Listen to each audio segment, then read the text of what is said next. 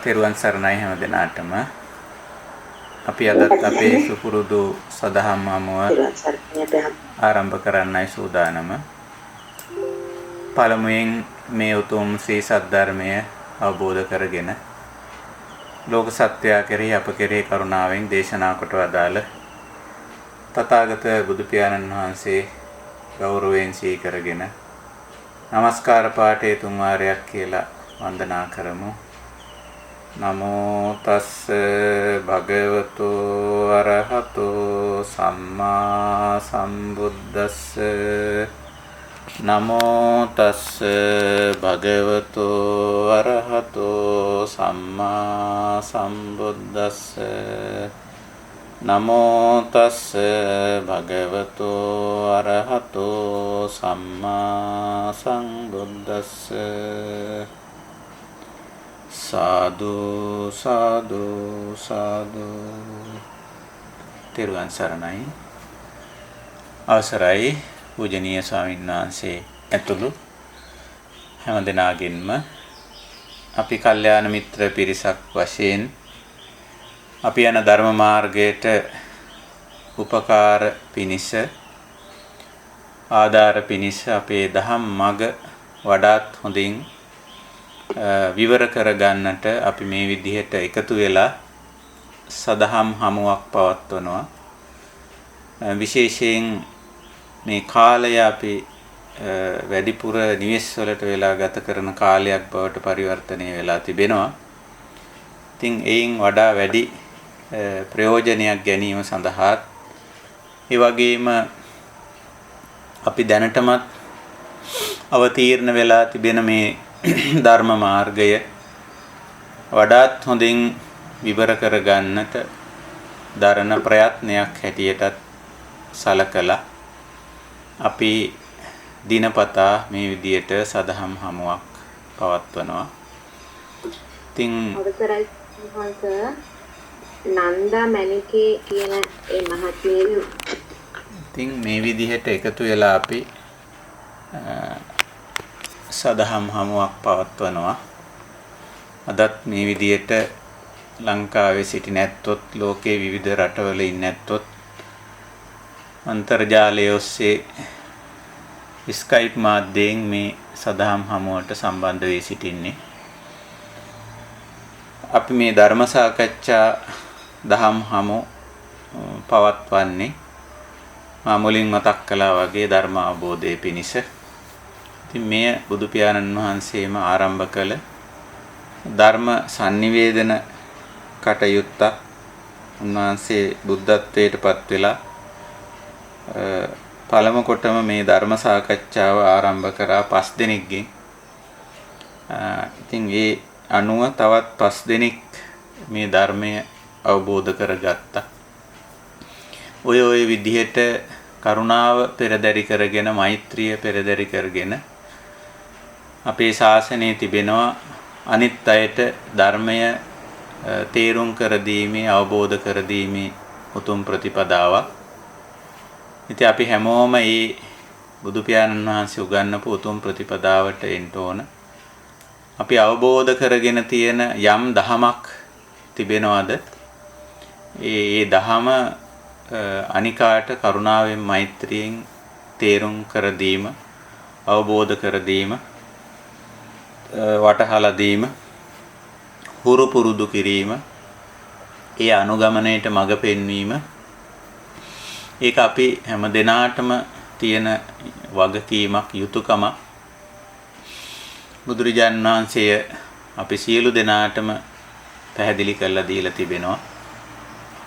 ඒ අනුව සියලුම දෙනා මේ කාර්ය સિદ્ધ කළා ශාසනේ. භික්ෂු භික්ෂුණී, උපාසක උපාසිකා කියන සිව් පිරිසම අපි දන්නවා බුදුබණ ඉගෙනගෙන නැත්තම් මේ තථාගත ධර්මය අවබෝධ කරගෙන වටහාගෙන ඒ දහම අන් අයට කියලා දීලා තියෙනවා, අවබෝධ කරලා දීලා තියෙනවා.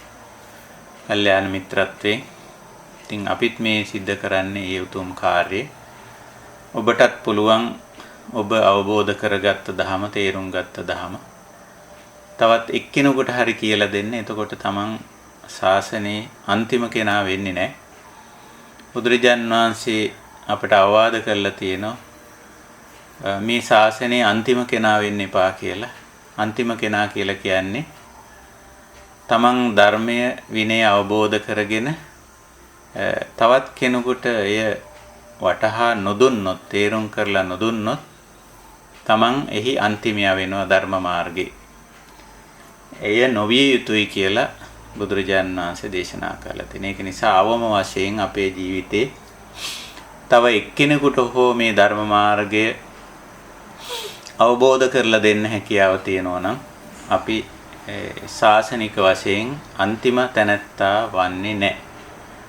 ඉතින් ඔය කාරණේ ඔය මකා දේව සූත්‍රයේදී මගදේව සූත්‍රය කියලා මජ්ක්‍ධිම නිකායේ තියෙනවා. එහිදී බුදු පියාණන් වහන්සේ දේශනා කළා තිබෙනවා. හොඳයි, අපි මේ දහම් හමුව සෑහෙන කාලයක් තිස්සේ මං හිතන්නේ මාසයකටත් අධික කාලයක් අපි පවත්වගෙන එනවා. අපි මාතෘකාව කරගෙන තිබෙන්නේ විපස්සනා විදර්ශනා කියන මාතෘකාව. අපෙන් ප්‍රශ්නයක් මේ සහභාගී වී සිටින අපේ යෝගීන් කීප දෙනෙක්ම විමසුවා විදර්ශනාව ගැන තව ටිකක්, එහෙම නැත්නම් විදර්ශනා වඩන ආකාරය පිළිබඳව තවත් ටිකක් පැහැදිලි කර දෙනවා නම් හොඳයි කියලා. එතකොට මම හිතනවා ඒක අවශ්‍ය ඇති. මොකද අපේ මේ සාකච්ඡාවට මුල්ම සාකච්ඡා වලට නැතුව පසුව අප සමග එකතු වුණු ඇත්තෝ ඉන්නවා. ඒ කෙසේ වෙතත් අපි සියලු දෙනාටම නැවත මතක් කර ගැනීමක් හැටියට ඒ ඉල්ලීමට අදාළ කරුණු පළමුවෙන් මතක් කරන්න අද මම කල්පනා කරා. දෙවනුව අපි මාතෘකාවේ අපි විමසා බලන මේ සංයෝජන ධර්ම පිළිබඳ අදහසට දෙවනුව එමු. පළමුවෙන් ඒ අනුව අපි විදර්ශනා වැඩිම කියන කාරණේ අවධානය යොමු කරන්න බලාපොරොත්තු වෙනවා. එතකොට ඊටත් කලින් මම කියන්න ඕන මේ විදර්ශනා කියන වචනයෙන් අදහස් කරන දේ. පර්යාය වචන කීපයක් තියෙනවා කියලා මම කලිනුත් මතක් කරලා තිබ්බා. විපස්සනා කියන වචනේ තමයි pāli භාෂාවේ වචනේ. විපස්සති කියන ක්‍රියාපදයෙන් තමයි විපස්සනා කියන ක්‍රියා නාමය සකස් වෙන්නේ. එතකොට විශේෂයෙන් දැකීම, එහෙම නැත්නම් ඇතිතතු යථා පරිදි දැකීම, අවබෝධ කර ගැනීම, තේරුම් ගැනීම, වටහා ගැනීම කියන අදහස විපස්සනා කියන වචනේ තියෙනවා. එතකොට තවත් ඒ සඳහා පර්යාය පද pāli භාෂාවෙන්ම යෙදিলা තියෙනවා.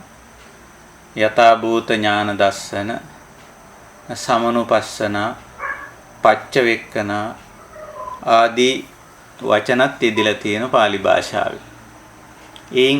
ඒවයින් අදහස් කරන්නේ විපස්සනාවම තමයි.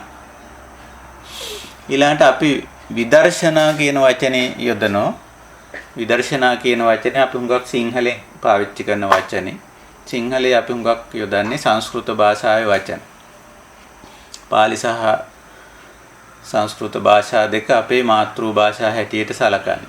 සිංහලය සකස් වීමට හුඟක්ම උපකාරී වෙලා තියෙනවා පාලි සහ සංස්කෘත භාෂා දෙක. එතකොට ඒයින් අපි හුඟක් සංස්කෘත භාෂාවට බරව තමයි සිංහල කතා කරන්නේ අපි. ඉතින් අපි සිංහලෙන් විදර්ශනා කියන වචනේ තමයි අපි හුඟක්ම පාවිච්චි කරන්නේ. එතකොට ඒක සංස්කෘත භාෂාවේ වචනය. මොකද අපි සිංහලට ඒක යොදන. පැරණි සිංහලේ විදසුන් කියන වචනේ යෙදිලා තියෙනවා. විදසුන් වැඩිම කියලා. විදසුන් අර විදර්ශනා කියන වචනේ බිඳලා ගත්ත විදිහ. එතකොට දැන් විදසුන් කිව්වත්, විදර්ශනා කිව්වත්, විපස්සනා කිව්වත්, යථා භූත ඥාන දර්ශන කිව්වත්, පච්චවෙක්කනා කිව්වත්, සමනුපස්සනා කිව්වත් මේන් අදහස් වන්නේ එකම දෙයක්. එකම දෙයක්. ඒක නිසා අපි මේ වචන ගොඩක් තිබීම තියෙන්නේ ඇයි කියන එකත් එතෙන්දී අවබෝධ කරගන්න ඕන. ඊළඟට විදර්ශනාවෙන් කෙරෙන්නේ මේ විදර්ශනා කාර්යය, විදර්ශනාවේ කෘත්‍ය කුමක්ද? විදර්ශනාවේ කෘත්‍ය නම් යථා ස්වභාවය අවබෝධ කර ගැනීම. ඊට පස්සේ ප්‍රශ්නයක් එනවා මොකද්ද මේ යථා ස්වභාවය කියන්නේ කියලා. යථා ස්වභාවය. යථා ස්වභාවය කියලා කියන එකට බුදු පියාණන් වහන්සේ පාවිච්චි කළ වචනේ තතතා. තතතා ඒක අපි කලින් අවස්ථාවක මතක් කළා. මේ තතතා ඒ පාලි භාෂාවෙන් ඒක ලිව්වොත්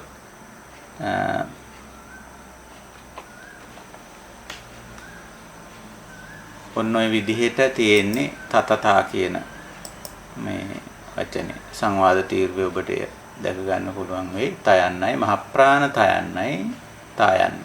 තතතා යථා ස්වභාවය. ඒතර යථා ස්වභාවය කියන්නේ ඇතිතතු පවතින తত্ত্বය. පවතින తত্ত্বය කිව්වමත් මේ අතීතයේ පැවතුණු తত্ত্বයවත් අනාගතයේ පවතිනා වූ తত্ত্বයවත් නෙමෙයි වර්තමානයේ පවතින తত্ত্বය. ඒක තමයි මේකෙන් අදහස් කරන්නේ. දැන් බුදුරජාණන් වහන්සේ නිතරම මේ අනාගතයේ කොටසත් අතීතයේ කොටසත් මදකට පැත්තකින් තියෙනවා විදර්ශනාවේදී. ඔබට මතක තියෙනවා නම් එක බුද්ධ දේශනාවකදී මේ මජ්ක්‍ධිම නිකායේ මේ සූත්‍රේ දැක ගන්න පුළුවන්. සකුළුදායි සූත්‍රයේදී එතකොට සකුළුදායිට කියන බුදුරජාණන් වහන්සේ තිට්ඨතු උදායි පුබ්බන්තෝ තිට්ඨතු අපරන්තෝ. තිට්ඨතු කියලා කිව්වේ මේ පොඩ්ඩක් ඒ දෙක පැත්තකින් තියන්න දැනට කියලා. ඒ ගැන අපි කතා නොකරනවා නෙවෙයි. නමුත් අපි ඒවා පොඩ්ඩක් පැත්තකින් තියලා තිට්ඨතු පුබ්බන්තෝ තිට්ඨතු අපරන්තෝ. ඒ දෙකම පැත්තකින් තියලා මජ්ජේන තථාගතෝ ධම්මං දේශේ. එතන මජ්ජ කිව්වේ මෙතන වර්තමානයේට. වර්තමානය සම්බන්ධ කරගෙනයි තථාගතයන් වහන්සේ මේ ධර්මතාව අවබෝධ කර ගැනීම තේරුම් කරන්නේ. කොහොමද ඉමස්මින් සති ඉදං හෝති ආදී වශයෙන් වර්තමාන తত্ত্বය සලකා බලනකොට මේ දේ මෙහෙමයි. මෙහි හේතුව මෙහෙමයි. මේ ඇති කල්ලි මේ වෙයි. ඉමස්මින් සති ඉදං හෝති. ඉමස් උප්පාදා ඉදං උප්පජ්ජති. වර්තමානයේ මේ හට ගන්නා විට මේද හටගනි. ඒතර නිතරම වර්තමාන తত্ত্বය තමයි බලන්නේ. මේ දැන් වර්තමාන తত্ত্বය. වර්තමාන කියන්නේ මේ දැන් ඇහැට පේන දේ, කනට ඇහෙන දේ, නාසයට, දිවට, කයට දැනෙන දේ, මනසට වැටහෙන දේ. ඒකයි ස්වභාවය. ඉතින් ඒ දේ පිළිබඳව තමයි අවධානය යොමු කරන්නේ. වර්තමානය කියලා කිව්වේ වර්තමාන ඉන්ද්‍රියාරම්මණය. ඉන්ද්‍රියාරම්මණය කිව්වම මේ ඇත්තන්ට තේරෙනවා. ඔය පසින්දුරන්ට සහ මනසට ගෝචර වෙන දේ වර්තමාන ඉන්ද්‍රියාරම්මණය කියලා කියයි. ඉතින් ඒ දේ යථා ස්වභාවය තමයි අපි දකින්න උත්සාහ කරන්නේ. අර අතීතේ තිබුණු දෙයක් ගැනවත් නෙමෙයි මේ අනාගතේ තියෙන්න පුළුවන් කියන දේ ගැනවත් නෙමෙයි කතාව. අපි සාමාන්‍යයෙන් මිනිස්සුયો හුඟක්ම කතාවට වැටුනම ඒ වගේම හිතනකොට මේ අතීත අනාගත දෙකට හුඟක් බරයි. එක්කෝ අතීත දේ දැඩිව ග්‍රහණය කරගෙන ඒක ගැන කතා කරනවා, හිතනවා, මතනවා. එහෙම නැත්නම් අනාගත දේ පිළිබඳව හිතනවා, මතනවා, කතා බහ කරනවා. ඒ වගේ ස්වරූපයක් අපිට දැක ගන්න පුළුවන්. නමුත් බුදුරජාණන් වහන්සේ හුඟක්ම මේ දෙක තිට්ඨතු කියන්නේ මේ ඒ ගැන කතා නොකලා නෙමෙයි බුදුරජාණන් වහන්සේ. නමුත් ඔහොම පැත්තකින් තියලා වර්තමානයේ ඇහැට කනට නාසයට දිවට කයට ගෝචර වෙන මේ රූපය, මේ ශබ්දය, මේ ගන්ධය, මේ රසය, මේ ස්පර්ශය, මේ සිතිවිල්ල දිහා බලන්න කියලා අපිට උගන්වනවා. එතකොට විපස්සනාවේදී කුමක් දිහාද වර්තමානයේ බලන්නේ, කුමක්ද මේ කුමක යථා ස්වභාවයද අප අවබෝධ කරගන්න උත්සාහ කරන්නේ මේ වර්තමාන ඉන්ද්‍රියාරම්මන. ඉතින් වර්තමානයේ අපිට ගෝචර වන සියලු දේ බොහොම පහසුවෙන් කොටස් 6කට ගොනු කරගන්න පුළුවන්. රූප, ශබ්ද, ගන්ධ, රස, ස්පර්ශ සහ මනසට ගෝචර වෙන ධර්මතා. එතකොට ඔය ධර්මතා තවත් ඕන නම් අපිට කොටස් දෙකකට ගන්න පුළුවන්. දෙකක් කරලා ගන්න පුළුවන්. නාමයි රූපයි කියලා. දැන් අර රූප, ශබ්ද, ගන්ධ, රස, ස්පර්ශ කියන පහම රූප. රූප ධර්ම.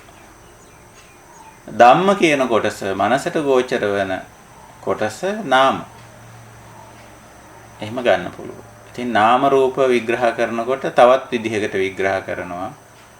වේදනා, සංඥා, චේතනා, පස්ස, මනසිකාර කියලා නාම ධර්ම පැහැදිලි කරනවා. අර රූප ධර්ම ටික පැහැදිලි කරනවා බුදුරජාණන් වහන්සේ. ඔය ඇහැට පේන දේවල්, කනට ඇහෙන දේවල්, නාසයට, දිවට, කයට දැනෙන දේවල් විග්‍රහ කරනවා. චත්තාරෝ මහා භූතා චතුන්නංච මහා භූතානං උපාදාය රූපං. පඨවි ආපෝ වායෝ තේජෝ කියන සතර මහා භූතත් ඒ සතර මහා භූත ගොනු වෙලා ඇති ගොනු වීමෙන් සකස් වන දේවල්.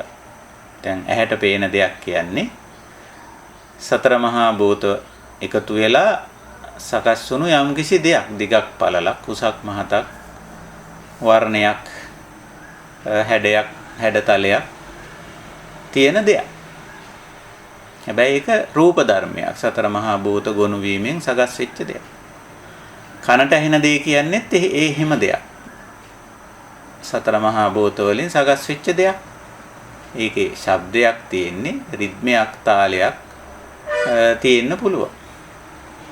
නාසයට දැනෙන දේත් ඒත් සතර මහා භූත වලින් සකස් වෙච්ච දෙයක්. වායෝ ධාතුව හරහා ඇවිල්ලා නාසයට දැනෙනවා. ගන්ධ කියලා අපි කියනවා ඒකට. ඒත් එහෙමයි සතර මහා භූත වලින් සකස් වෙච්ච දෙයක්. රසය ගත්තත් ඒත් එහෙමයි සතර මහා භූත වලින් සකස් වෙච්ච දෙයක්. ස්පර්ශයට දැනෙන්නා වූ යමක් වේද ඒත් එහෙමයි සතර මහා භූත වලින් සකස් වුණු දෙයක්. ඉතින් ඕවා ඉන්ද්‍රිය ගෝචර වෙනකොට මනසෙත් යම් යම් මානසික තත්වයන් ඇති වෙනවා. ඒ ඇති වෙන මානසික තත්වයන් නාම ධර්ම කියනවා. වේදනා ඇති වෙනවා. විඳිනවා. ඇහැට පේන දේ, කනට ඇහෙන දේ, නාසයට, දිවට, කයට දැනෙන දේ මනසින් විඳිනවා. වේදනා. සංඥා. ඒ දේ අඳුන ගන්නවා. එහි වර්ණය, ගන්ධය, රසය, දිග පළල උස මහත, ශක්තිය, ස්වභාවය මනසින් අඳුන ගන්න. ඒ අඳුනා ගැනීමටයි සංඥා කියන්නේ. ඒක මනසින් කරන දෙයක්. මානසික තත්ත්වයක්, නාම ධර්මයක්. ඊළඟට චේතනා. අර දැක්ක දේ, අඳුනගත්ත දේ, විඳ දේ ගැන ටිකක් හිතන ගතියක් එනවා. හිතනවා. සරලව කිව්වොත් ඒක සුවදායී වින්දනයක් නම් ඒක තව ටිකක් ඒක ලබා ගන්න කොහොමද කියලා හිතන. දුක්ඛදායී වින්දනයක් නම් ඒක අයින් කරන්නේ දුරු කරන්නේ කොහොමද කියලා හිතනවා. අන්න චේතන. මනසෙන් කෙරෙන දෙයක්. පස්ස. ඔය රූප ආදී අරමුණු හිතට වැඩි, සිතට ඇතුල් වීම. ඒක තමයි මුලින්ම වෙන්නේ. පස්සපච්චය තමයි වේදනා. පස්ස ළඟටයි වේදනා එන්නේ. වේදනා ළඟට සංඥා. ඊළඟට චේතනා. ඊළඟට මානසිකාර. මතක් වීම කියලා අපි ඔකට කියනවා. මතක් වීම මතක් කරගන්නත් පුළුවන්. නමුත් ස්වභාවිකව මතක් වීම කියලා දෙයක් සිද්ධ වෙනවා. අපේ මෙහෙවීමක් ඇතත් නැතත් ওই විදිහට විඳීම හඳුනා ගැනීම සිතට අරමුණු වැදීම අරමුණු ගැන කල්පනා කිරීම නැත්නම් හිතීම අරමුණු මෙනෙහි වීම මේවා නාම ධර්ම. මේවා ඇත්ත වශයෙන්ම කෙනෙක් කරනවා කියලා අපි සාමාන්‍යයෙන් කාරක ක්‍රියාපද යොදන්න පුරුදු වෙලා තියෙන්නේ. දැන් කාරක ක්‍රියාපද කියලා කියන්නේ විඳිනවා, තේරුම් ගන්නවා, හිතනවා. එතකොට නිකන් පුද්ගලයෙක් කරන ස්වභාවයක් තමයි හැඟෙන්නේ.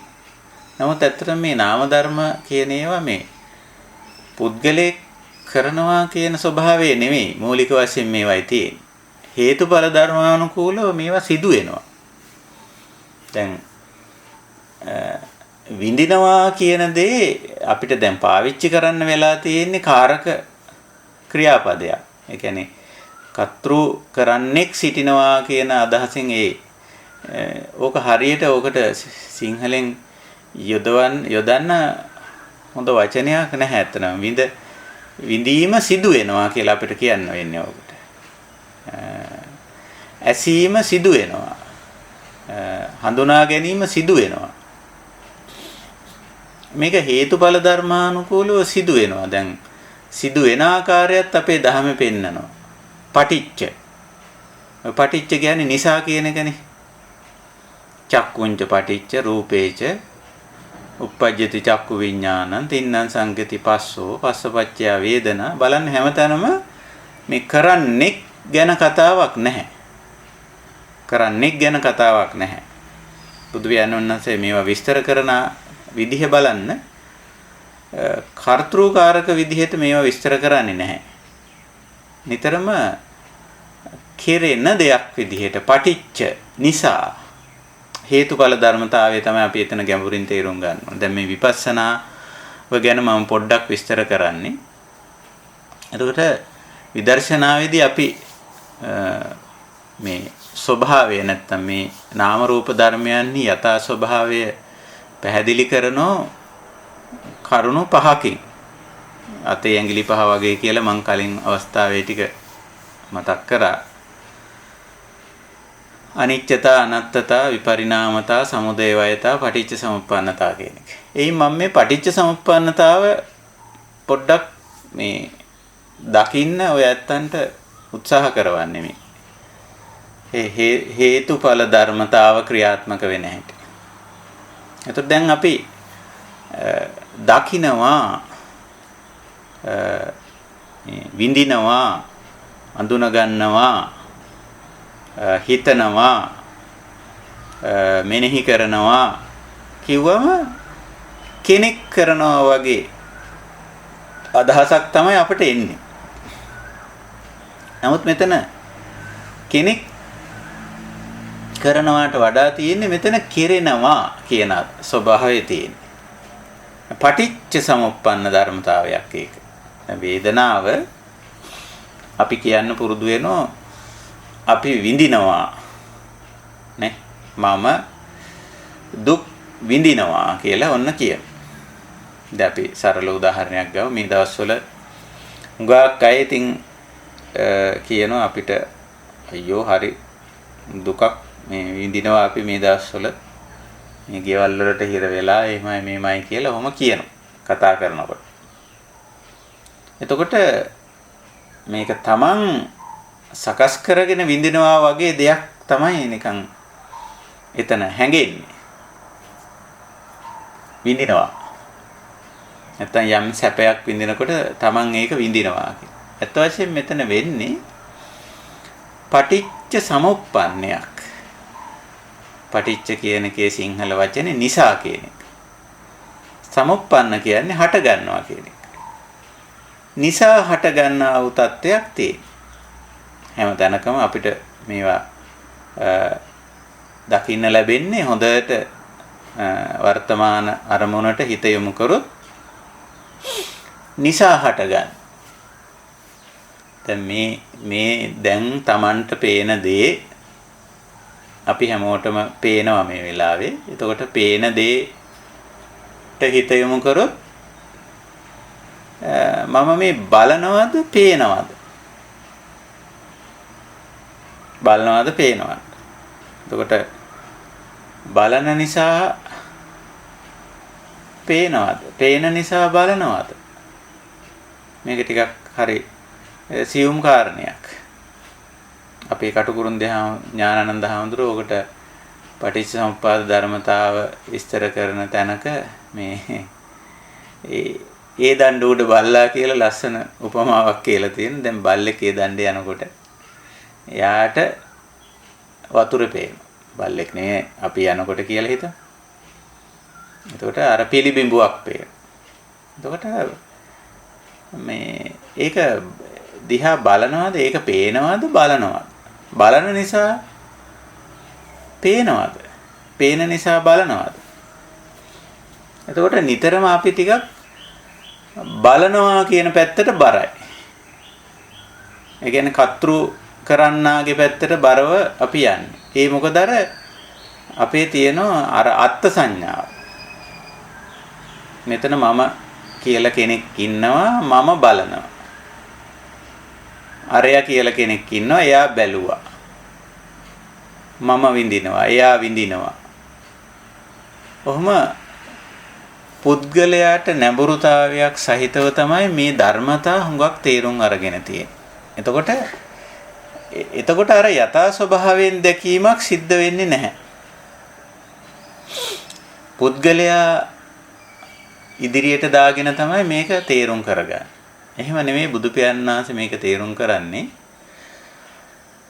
චක්කුංච පටිච්ච රූපේච. අන බලන්න අර පටිච්ච කියන වචනේ. පටිච්ච අපි කියවනේ පටිච්ච කියන්නේ වචනේ අදහස නිසා කියලා. චක්කුංච පටිච්ච රූපේච. අසත් රූපයත් නිසා.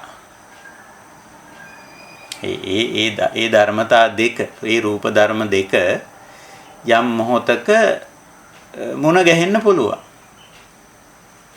ඇස කියන රූප ධර්මයට රූපය කියන රූප ධර්මය හමු වෙන්න පුළුවන්. ඒ හමු වීම නිසා චක්කුංච පටිච්ච රූපේච. චක්කුංච රූපේච පටිච්ච උප්පජ්ජති චක්කු විඥාන. ඉතින් එහෙම හමු වුණාම තවත් එකක් හමු වෙනවා. ඒක අර කිව්වේ ඉමස්මින් සති ඉදං හෝති කියලා. මේ ඇති කල්ලි මේ වෙයි. ඉතින් ඔතන කවුරුවත් ඉදිරියට පැනලා කෙරුව නෙමෙයි. දැන් අපි හුඟක් වෙලාවට ඔය කෙරුවා කළා කියන පැත්තට බරව යන්නේ නෙමෙයි. ඔතන හොඳට ගැඹුරින් බලපුවාම දැන් අපි මේ විදර්ශනාව ගැන කතා කරන්නේ. ගැඹුරින් බලපුවාම මෙතන මේ නිසා වෙනවා. පටිච්ච සමුප්පන්න. නිසා වෙනවා. කුමක් නිසාද කියලා අපිට තේරුම් ගන්න පුළුවන්. මේක නිසා මේක වෙනවා. චක්කුංච රූපේච පටිච්ච. අසත් රූපයත් නිසා. සෝතංච සද්දේච පටිච්ච. කනත් ශබ්දයත් නිසා. ගානංච ගන්ධේච පටිච්ච. නැහැයත් ගඳ සුවඳත් නිසා. ජීවහාච රසේච පටිච්ච. දිවත් රසයත් නිසා. කායේච පොට්ටබ්බේච පටිච්ච. කයත් පහසත් නිසා. මනංච ධම්මේච පටිච්ච. මනසත් ධර්මතාත් නිසා. උප්පජ්ජති හට ගන්නවා. අන්න අර සමුප්පාද කිව්වේ. හට ගන්නවා නාම ධර්මය. චක්කු විඥානං, සෝත විඥානං, ගාන විඥානං, જીවහා විඥානං, කාය විඥානං, මනෝ විඥානං. අන්න අර දෙක නිසා මනසේ අවධානය යොමු වෙනවා විඥානං කියලා කිව්වේ ඒකයි නිතර. ඇසයි රූපයයි දෙකේ සම්බන්ධ වුණාම මනසේ අවධානයත් යොමු වෙනවා. ඊළඟට කනයි ශබ්දයයි හමු වුණාම නාසයයි ගඳ සුවඳයි හමු වුණාම, දිවයි රසයයි හමු වුණාම, කයයි පහසයි හමු වුණාම, සිතයි සිතවිල්ලයි හමු වුණාම මනසේ අවධානය, හිතේ අවධානය යොමු වෙනවා. ඉතින් අවධානය යොමු වුණාම තින්නම් සංගති පස්සෝ මේ තුන නිසා අර අරමුණ හිතට වදිනවා, හිතට ඇතුල් වෙනවා. ඉතින් කවුරුවත් කරා නෙමෙයි. නේ? කරා නෙමෙයි අපි සමහර වෙලාවට අපි මේ හිතට අහවලා මගේ හිතට මේක ඇතුල් කෙරුවා. ආදී වශයෙන් කියන්න පුරුදු වෙනවා. කර්තෘවරයෙක් ඉදිරියට දාලා, කරන්නෙක් ඉදිරියට දාලා. අත් වශයෙන් මේක සිදුවන්නක් හේතුඵල ධර්මතාවය. හේතුඵල ධර්මතාවය. ඉතින් තින්නම් සංගති පස්සෝ. ඉතින් ඔය අර තුන එක්ව පැවතීම නිසා එතනත් පටිච්ච. නිසා පස්සෝ. අරමුණ සිතට ඇතුල් වෙනවා. අරමුණ සිතට ඇතුල් වීමනේ පස්ස කියන්නේ. නැත්තම් සිත ඒ අරමුණ ගන්නවා කියලා තමයි ඕක හුඟක් අය විස්තර කරන්නේ. මෙහෙම ගන්නව නෙමෙයි. නිසා වෙනවා. තින්නම් සංගති තුනක් එකට පවතින විට නිසා තුනක් එකට පැවතීම නිසා පස්සෝ. එය මනසට ඇතුල් වෙනවා. ඊළඟට පස්සපච්චය වේදනා. මේ අරමුණ හිතට ඇතුල් වුණාම මනස විඳිනවා ඒක. නේ? යං වේදේති තං සංජානාති. යමක් විඳිනකොට ඒකම හඳුනා ගැනීම සිද්ධ වෙනවා. මේව කරනවා නෙමෙයි. කෙරෙනවා. නිසා වෙනවා. පටිච්ච සමුප්පන්න. නිසා වෙනවා. එතකොට අපි ගැඹුරින් විදර්ශනා වැඩිීමේදී මේ ස්වභාවයට හුඟක්ම මේ ස්වභාවය දකින්න පුරුදු වෙන්න ඕන. මේ විදර්ශනා වඩනවා කියන්නේ දැන් මෙතන කිසියම් යථා ස්වභාවයක් නෙමෙයි තියෙන්නේ. කිසියම් ඇත්ත තත්වයක්, පවතින තත්වයක්. කවුරුවත් කරනවා නෙමෙයි. කෙරෙන දෙයක්. එතකොට එය තේරුම් ගන්න. අවබෝධ කරගන්නවා, වටහා ගන්නවා. හොඳට මෙතෙන්දී අපිට ප්‍රමුඛ වෙනවා විදර්ශනාවේදී ප්‍රමුඛ කුසලතා තුනක් අවශ්‍ය වෙනවා. පළමු කුසලතාව සතිය. ඊළඟට සම්පජඤ්ඤය, ඊළඟට වීරිය. ඒ නිසා ධර්ම මාර්ගයේ අපි වඩා ගන්න මූලික කුසලතා තුන වෙන්නේ ඔය තුන. සති, සම්පජඤ්ඤ, වීරිය. අර හේතුඵල ධර්මතාවයේ අවබෝධ කරගන්න බෑ. අර දේ සිදු වෙද්දි සතිමත් නොවුනොත්. ඒකට පූර්ණ අවධානය පවත්වන්න ඕන. මේ දැන් පෙනෙනවා, ඇසෙනවා, දැනෙනවා, වැටහෙනවා කියන ක්‍රියාවලිය සිදු වෙනකොට එහි යථා ස්වභාවය තේරුම් දැක ගන්න පුළුවන් වෙන්නේ ඒ මොහොතේ සතිමත් වුණොත්, සාවධාන වුණොත්, ඒ ක්‍රියාවලියට අකණ්ඩ අවධානය පැවැත්වුවොත් අපිට වැටහෙනවා. හිමස්මින් සතිය දන් හොති, මේක නිසා මේක වෙනවනේ කියලා අවබෝධ වෙනවා. අපි එතෙන්දී දෙවෙනි කුසලතාවයේ විමසුම් නොවන සම්පජානකාරී. ඒක අපි ළඟ තියෙනවා ඇත්තටම මේ. ඒක යොදවන්න තමයි අවශ්‍ය වෙන්නේ උතන. දැන් සතිය උනත් අපිට තියෙනවා. නමුත් සමහර වෙලාවට අපි සතිමත් භාවය පැවැත්වීම කියන එක.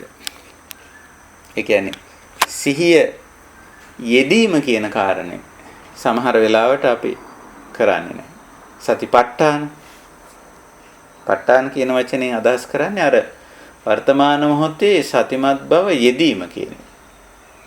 ඒක සතිමත් වෙනවා කියලා අපි ඕකට කියනවා. සිහිනුවන උපද්ද ගන්නවා කියලා කියනවා. සාවධාන වෙනවා කියලා කියනවා.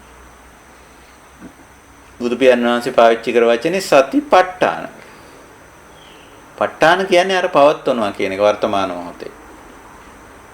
යමක් සිද්ධ වෙද්දී මේ ඇහැට පෙනෙද්දි කනට ඇහෙද්දි නාසයට දිවට කයට දැනෙද්දි මනසට වැටහෙද්දි ඒ දේ ගැන සතිමත් වෙන්න පුළුවන්. දැනුවත් භාවයකින් ඉඳීම මේ මෙතන අදහස් කරන්නේ. මේක කරනවා කියන තැනට වැඩි යන්න එපා. කරනවා මම මේක කරනවා කියන තැනට. එහෙම නෙමෙයි. ඒක ගැන දැනුවත් වෙන්න, සාවධාන වෙන්න, සතිමත් වෙන්න. ඇත්තටම සාවධාන වෙනකොට ඉංග්‍රීසියෙන් අපි කියන්නේ be aware. දැනුවත් වෙන්න. මෙතන යමක් සිද්ධ වෙනවා කියලා. ඒක ගැන දැනුවත් වෙන්න. ඉතින් දැනුවත් නම් සම්පජානකාරී භාවයත් එතන මතුවලා එනවා ඇත්ත වශයෙන්ම. මේක ගැන විමසුම් නුවණනේ අපි සම්පජාන කියන වචනේට පාලි වචනේට අපි සිංහලෙන් දෙන්නේ විමසුම් නුවණ, විමර්ශනකාරී ගතිය, සොයන විමසන ගතිය. ධම්ම විචය කියලත් අපි ඕකට කියනවා. සම්පජාන කියලා කියනවා. ඒ ලක්ෂණය. සම්පජානකාරී වෙනවා. සතිමත් වෙනවා. සතිමා සම්පජානෝ. මේ සතිමා සම්පජානෝ ගතිය ටිකක් දුරට අල්ලගෙන යන්නත් ඕන. දිගට පවත්වනවා. ඒකට විරිය තියෙන්න ඕන. අපි හුඟක් වෙලාවට විදර්ශනාවේදී මේ විරිය අමතක කරලා තියෙන හුඟක් අය. විරිය අවශ්‍යයි. එක දිගට එක දෙයකට අවධානයත් විමසුම් නුවණත් යෙදුව. එහි යථා ස්වභාවය වැටහෙනවා. එහි වර්තමානයේ පවතින යථා ස්වභාවය වැටහෙනවා. කවුරුත් ඒක උගන්වන්න අවශ්‍ය කරන්නේ නැහැ. මේ తত্ত্বය පැහැදිලි කරන ඊටාම මේ පැහැදිලි නිදර්ශනය ආනාපාන සතිය. දැන් බලන්න ආනාපාන සතියේදී බුදු පියාණන් වහන්සේ අපිට මේ උගන්වන ආකාරය. මේ සතිය උගන්වන්නේ ආනාපාන සමාධිය නෙවෙයි.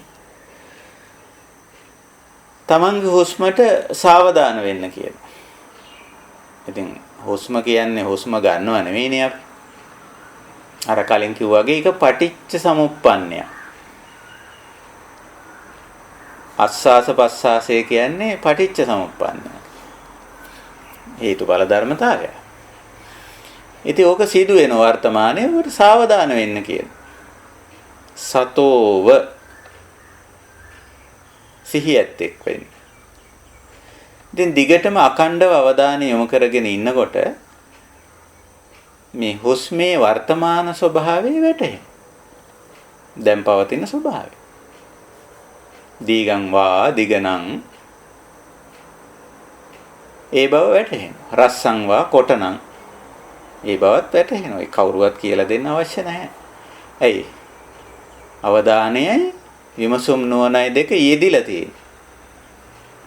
තියෙන්නේ. මේක නිකන් හරියට උපමාවකින් කිව්වොත් මම මේක උපමාව. අර නිරීක්ෂණ කැමරාවක් ඔන් වෙලා තියෙන වෙලාවක් වගේ. දැන් අපේ හැම තැනම ওই නිරීක්ෂණ කැමරා හයි කරලා තියෙනවනේ. ඉතින් නිරීක්ෂණ කැමරාවක් ඔන් වෙලා තියෙනකොට මොකද්ද තත්ත්වය? අර කැමරාව ඉදිරියේහි සිදුවන්නා වූ දේ එසේම පේනවා. එතකොට දැන් සිහිනුවන යෙදිලා තියෙනකොට, ඒ කියන්නේ සතිය ප ဋ ාණ වෙලා තියෙනකොට අර නිරීක්ෂණ කැමරාවක් ඔන් වෙලා තියෙන සක්‍රියව තියෙන අවස්ථාව වගේ. ඒ උපමාව මම භෞතික දෙයක් ගත්තේ. නමුත් මනසේ අවධානය මනසෙන් මේක දැනුවත් සහ විමසුම් නුවණින්ද යුක්තයි. ඉතින් එහි යථා ස්වභාවය වැටහෙනවා. හේතුඵල ධර්මතාවය වැටහෙනවා. මේක නිසා මේක වෙනවා. මේක නිසා මේක වෙනවා. මේක නිසයි මේක නොවන්නේ. නේ? මේක නැති වුණා මේකත් නැති වුණා. මේක පවතින විට මේක පවතිනවා. ආදී වශයෙන් අපිට අර පටිච්ච සමුප්පන්නතාව අවබෝධ වෙන ඕන විදර්ශනාවේ එක ස්වභාවයක්. මේක අපි ඔය විදිහට පුහුණු වෙන්න ඕන. පුහුණු කරන්න ඕන. මේ විදර්ශනා වැඩිීමේදී ප්‍රමුඛ කුසලතා තුනක් මම නිතරම මතක් කරනවා. බුදු පියාණන් වහන්සේ ඒක මතක් කරලා තියෙනවා. අපේ ධර්මයේ ඒක පැහැදිලි කරලා දීලා තියෙනවා. ඒ තමයි මේ සති සම්පජඤ්ඤ විරිය.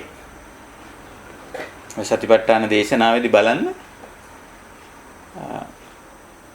සතෝ සම්පජානෝ ආතාපි කිව්වේ විරියට. සතෝ කිව්වේ සීය, සම්පජානෝ කිව්වේ අර විමසුම් නුවණ. සිහිනුවණ සහ වීර්යය. ඒක යෙදෙන්න ඕන. යෙදෙනවා. ඒක අවදි කරගන්නවා කියලා අපි කියන්නේ. ප ဋ ාණ තමයි පාලි වචනේ. පවත්වනවා කියන එක. වර්තමානයේ නිතර. මේකයි සතිපට්ඨාන දේශනාවේදී අර වර්තමාන ක්‍රියා යොදලා තියෙන නිතරම. වර්තමාන මොකනවාද? වර්තමාන යේද කෙරෙන ක්‍රියා. present continuous වලින්නේ නිතරම සතිපට්ඨාන දේශනාවේ වචන යොදලා තියෙන ක්‍රියාපද යොදලා තියෙන. ගච්ඡන්තෝ වා ගච්ඡාමිති පජානාති. යන්නේ යන ගමන් යන බව දැනගනි. නේ? තිතෝ වා තිතෝම්හිති පජානාති. සිටගෙන ඉඳින්නේ සිටගෙන ඉන්න ගමන් සිටගෙන ඉන්නා බව දැනගනි. නිසින්නෝ වා නිසින්නෝම්හිති පජානාති. ඉඳගෙන ඉන්න බව ඉඳගෙන ඉන්න ගමන්ම දැනගනි. බලන්නකෝ වර්තමානයේ ලස්සන්ට යන විදිහ. සයානෝවා සයානෝම්මිති පජානාති. වැතිර සිටින ගමන් වැතිර සිටින බව දැනගනි. ඉතින් අර වර්තමාන දේ වැටහෙන. දැන් ගච්ඡන්තෝ වා ගච්ඡාමිති පජානාති. යන්නේ යන ගමන් යන බව දන්නවනම් මම මේ කොහෙටද යන්නේ? මේ යන විදිය හරියද? මෙහෙම යන එක අනතුරුදායකද නැද්ද? ওই ටික වැටහෙනවා. ආයෙක කවුරුවත් කියලා දෙන්න අවශ්‍ය කරන්නේ නැහැනේ. ඒ අවබෝධය එනවා අන්න බ විමසුම් නුවණ යෙදෙනවා. හැබැයි ඒක දිගටම සිහියයි නුවණයි යොදන්න ඕන. යෙදුවම තේරෙනවා ඒ වර්තමානයේ සිදුවන්නා වූ ක්‍රියාකාරකමේ යථා ස්වභාවය. වැටහෙන. ඉතින් යන බව දැනගන්න. නේ? ඔයිටත් එහාට ගිහිල්ලා තවත් ගැඹුරට බලන්න මේ විපස්සනාව උගන්වන විදිහ. වේදනානුපස්සනාවට ආපුවම සුඛං වේදනං වේදියමානෝ. බලන්න වේදියමානෝ විඳින ගමන්. අන්න සතිමත් වෙනවා. වේදියාමීති පජානාති. මනා වැටහීම ඇති වෙනවා. ඒ තමයි අර විපස්සනාවට යෙදුණු තවත් වචනයක් පජානාති. අවබෝධ වෙනවා, වැටහෙනවා, තේරෙනවා. ඒ කොහොමද තේරුනේ? වේදියමානෝ විඳින ගමන් විඳීම් ස්වභාවයට සාවධාන වුණා, සතිමත් වුණා. අවදි වුණා. අපි ඒකට අවයා ඉංග්‍රීසියෙන් කියන. දැනුවත් වෙනවා, අවදි වෙනවා. ඉතින් අවදි වුණාම එහි ස්වභාවය වැටහෙනවා. ඒක සුඛං වේදනන්ද, දුක්ඛං වේදනන්ද, අදුක්ඛම සුඛං වේදනන්ද, සාමිසං සුඛංද, නිරාමිසං සුඛංද, සාමිසං දුක්ඛංද, නිරාමිසං දුක්ඛංද, සාමිසං අදුක්ඛම සුඛංද, නිරාමිසං අදුක්ඛම සුඛංද. එහි යථා ස්වභාවය ප්‍රකට වෙනවා. පැහැදිලි වෙනවා, තේරෙනවා. ඔන්න බලන්න. හේතුඵල ධර්මතාවය යමක් වර්තමාන මොහොතේ මෙහෙම වෙන්නේ ඇයි, මේ විදිහට වෙන්නේ ඇයි, මෙහෙම පවතින්නේ ඇයි, මෙහෙම නොවන්නේ ඇයි? හේතුඵල ධර්මතාවය අපිට අවබෝධ වෙනවා. මොනවායිද? නාම රූප ධර්මවල. තවත් විදියකින් කිව්වොත් මේ දැන් පේන, මේ දැන් ඇහෙන, මේ දැන් වැටහෙන මේ දැන් තේරෙන්නේ. එතකොට මේ පෙනීම, දැනීම, වැටහීම පවා හේතුඵල ධර්මතාවයක්. පෙනෙන්නේ හේතුවක්, හේතුඵල ධර්මතාවයක් මේ පෙනීම කියන්නේ. ඇසීම කියන්නේ හේතුඵල ධර්මතාවයක්. විඳීම කියන්නේ හේතුඵල ධර්මතාවයක්. වැටහීම කියන්නේ හේතුඵල ධර්මතාවයක්. ඒක වෙන්නේ මෙහෙම නිසා පටිච්ච සමුප්පන්නය. නිසා වෙන දෙයක්. ඉතින් ওই විදිහට අපිට විදර්ශනාවේදී අපි මේ නාම රූප ධර්ම වල පැවැත්ම නැවැත්ම නේ අපිට වැටහෙනවා. සමුදය වය පැවැත්මට හට ගැනීම එහෙම මේක නිසා වෙනවා. සමුදය ඉමස්ස උප්පාදයි දැන් උප්පජ්ජතු. අර උප්පාද කියන්නේ හට ගන්නවා කියන එකනේ. ඉතින් එහි යථා ස්වභාවය වැටහෙනවා. මේක නිසයි මේක වෙන්නේ. මේක නිසයි මේක වෙන්නේ. ආදී වශයෙන්. මේක නිසයි මේක හටගන්නේ. වයෝ නිමාව ඉමස්ස නිරෝධයි දැන් නිරුද්ධති. මේ හේතුව නිසා මේක නිමා වෙනවා, අවසන් වෙනවා. ඉතින් වැටහෙනවා, තේරෙනවා, අවබෝධ වෙනවා. මේ යථා ස්වභාවය තේරෙනවා.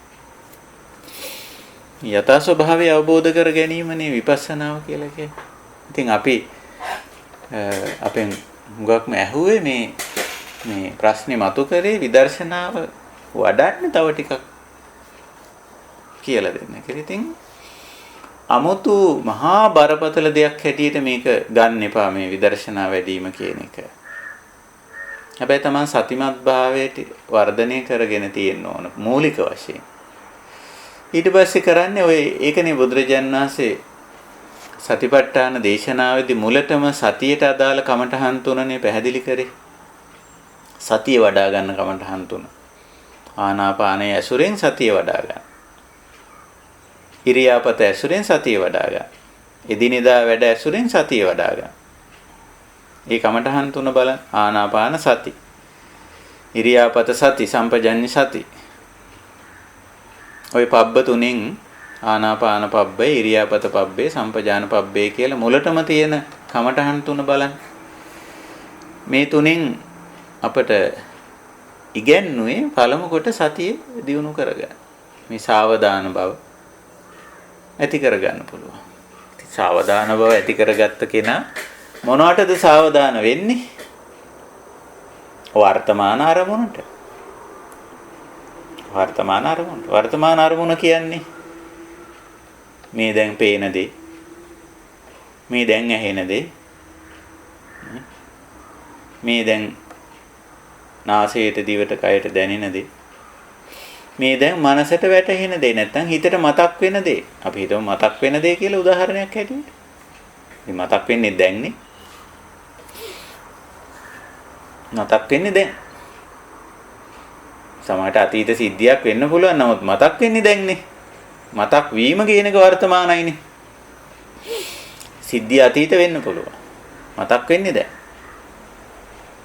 නැත්නම් හෙට අනිද්දා කරන්න තියෙන දෙයක් පිළිබඳව වෙන්න පුළුවන්. එතකොට ඒක හෙට කරන්න තියෙන දෙයක්, අනිද්දා ලබන සතිය ලබන මාසේ කරන්න තියෙන දෙයක් වෙන්න පුළුවන්.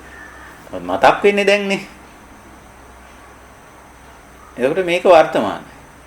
ඉතින් අපි සතිමත් වෙන්නේ ඔන්න ඔය වර්තමාන ඉන්ද්‍රියාරම්මණයට. එහෙමයි විපස්සනාවේ ස්වභාවය. ඉතින් වර්තමාන ඉන්ද්‍රියාරම්මණයට සිහිනුවන යෙදුවොත්, වීරිය යෙදුවොත්, එක දිගට සිහිනුවන යෙදුවොත්, අකණ්ඩ.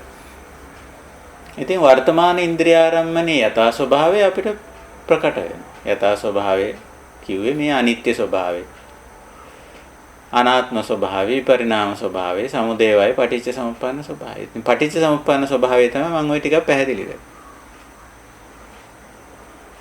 මේ වර්තමානයේ Tamange හැට පේන දේ හේතුඵලයක් බව කවුරුවක් කරනවා කියලානේ හුඟක් වෙලාවට මේවට අර්ථකථන දෙන්නේ. අහවලා කෙරුවා, මෙයා කෙරුවා, මම කෙරුවා, දෙවියන් වහන්සේ කෙරුවා. ඔහොමනේ යන්නේ. ඒ දන්නේම නැති තැන කියන්නේ දෙවියන් වහන්සේ කෙරුවා කියලා. එහෙමනේ කියන්නේ. මේක හේතුඵලයක්. ඒ අදාළ හේතුව යෙදුනම ඒ ඵලය පටිච්ච සමුප්පන්න නිසා වෙනවා. ඉතින් හේතුඵලය අවබෝධ කරගන්න කියලා කිව්වේ බුදුරජාණන් වහන්සේ අපිට ඇයි? ඵලය යහපත් නම් හේතුව තවදුරටත් අපිට යොදන්න පුළුවන්. හේතුව යෙදීමෙන් යහපත් ඵල ගන්න පුළුවන්. ඵලය අයහපත් නම් හේතුව අයින් කරන්න පුළුවන්. එතකොට ඵලය ඉවත් කරන්න පුළුවන්. ඒකනේ ඔය දුක කියන කාරණේදීනේ ඔය හේතුඵල ධර්මතාවය අපිට උගන්වන්නේ. දුක කියන ඵලය අයහපත්. හේතුව පෙන්වන. නේ? හේතුව පෙන්වන. සමුදය සත්‍යයේදී හේතුව පෙන්වන. දුක්ඛ සත්‍යයේදී ඵලය පැහැදිලි කරනවා. ඵලය අපි හැමෝටම පැහැදිලි. සමුදය සත්‍යයේදී හේතුව පෙන්වන. කතමංච බික්කවේ දුක්ඛ සමුදයං මේ සමුදය උනේ කොහොමද? සමුප්පාද උනේ කොහොමද? නිසා පටිච්ච සමුප්පාද කොහොමද දුක හටගත්තේ? නිසා මොකක් නිසා?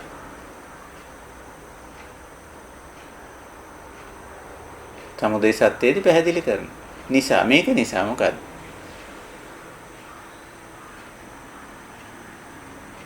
තණ්හා.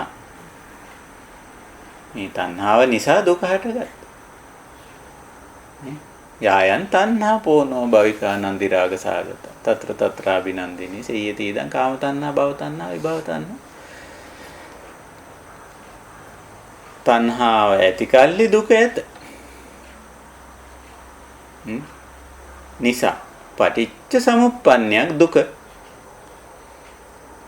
ඉතින් දුක මං කරනවා අරයා කෙරුවා මෙයා කෙරුවා දෙවියන් වහන්සේ අපිට දුන්නා යකෙක් දුන්නා භූතයෙක් දුන්නා.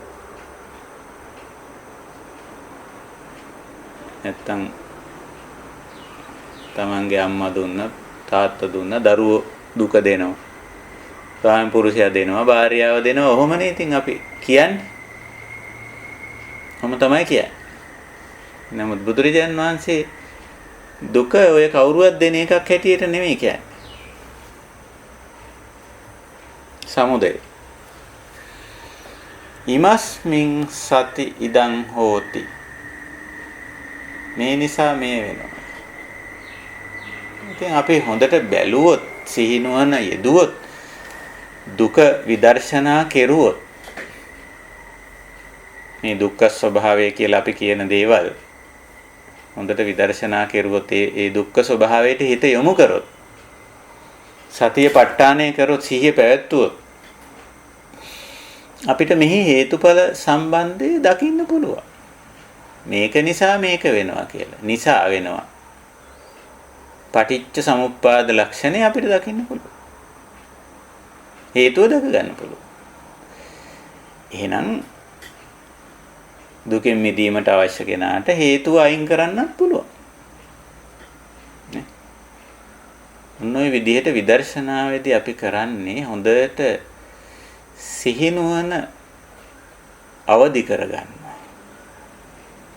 නැත්නම් සිහිනුවන පවත්ව ගන්න. එක දිගට කරන ගතියට තමයි අර විරිය කියන්නේ. අත නෑර එක දිගට සිහිය පවත්වනකොට මේ 아무තු දේවල් නෙමෙයි මේ දැන් පේන.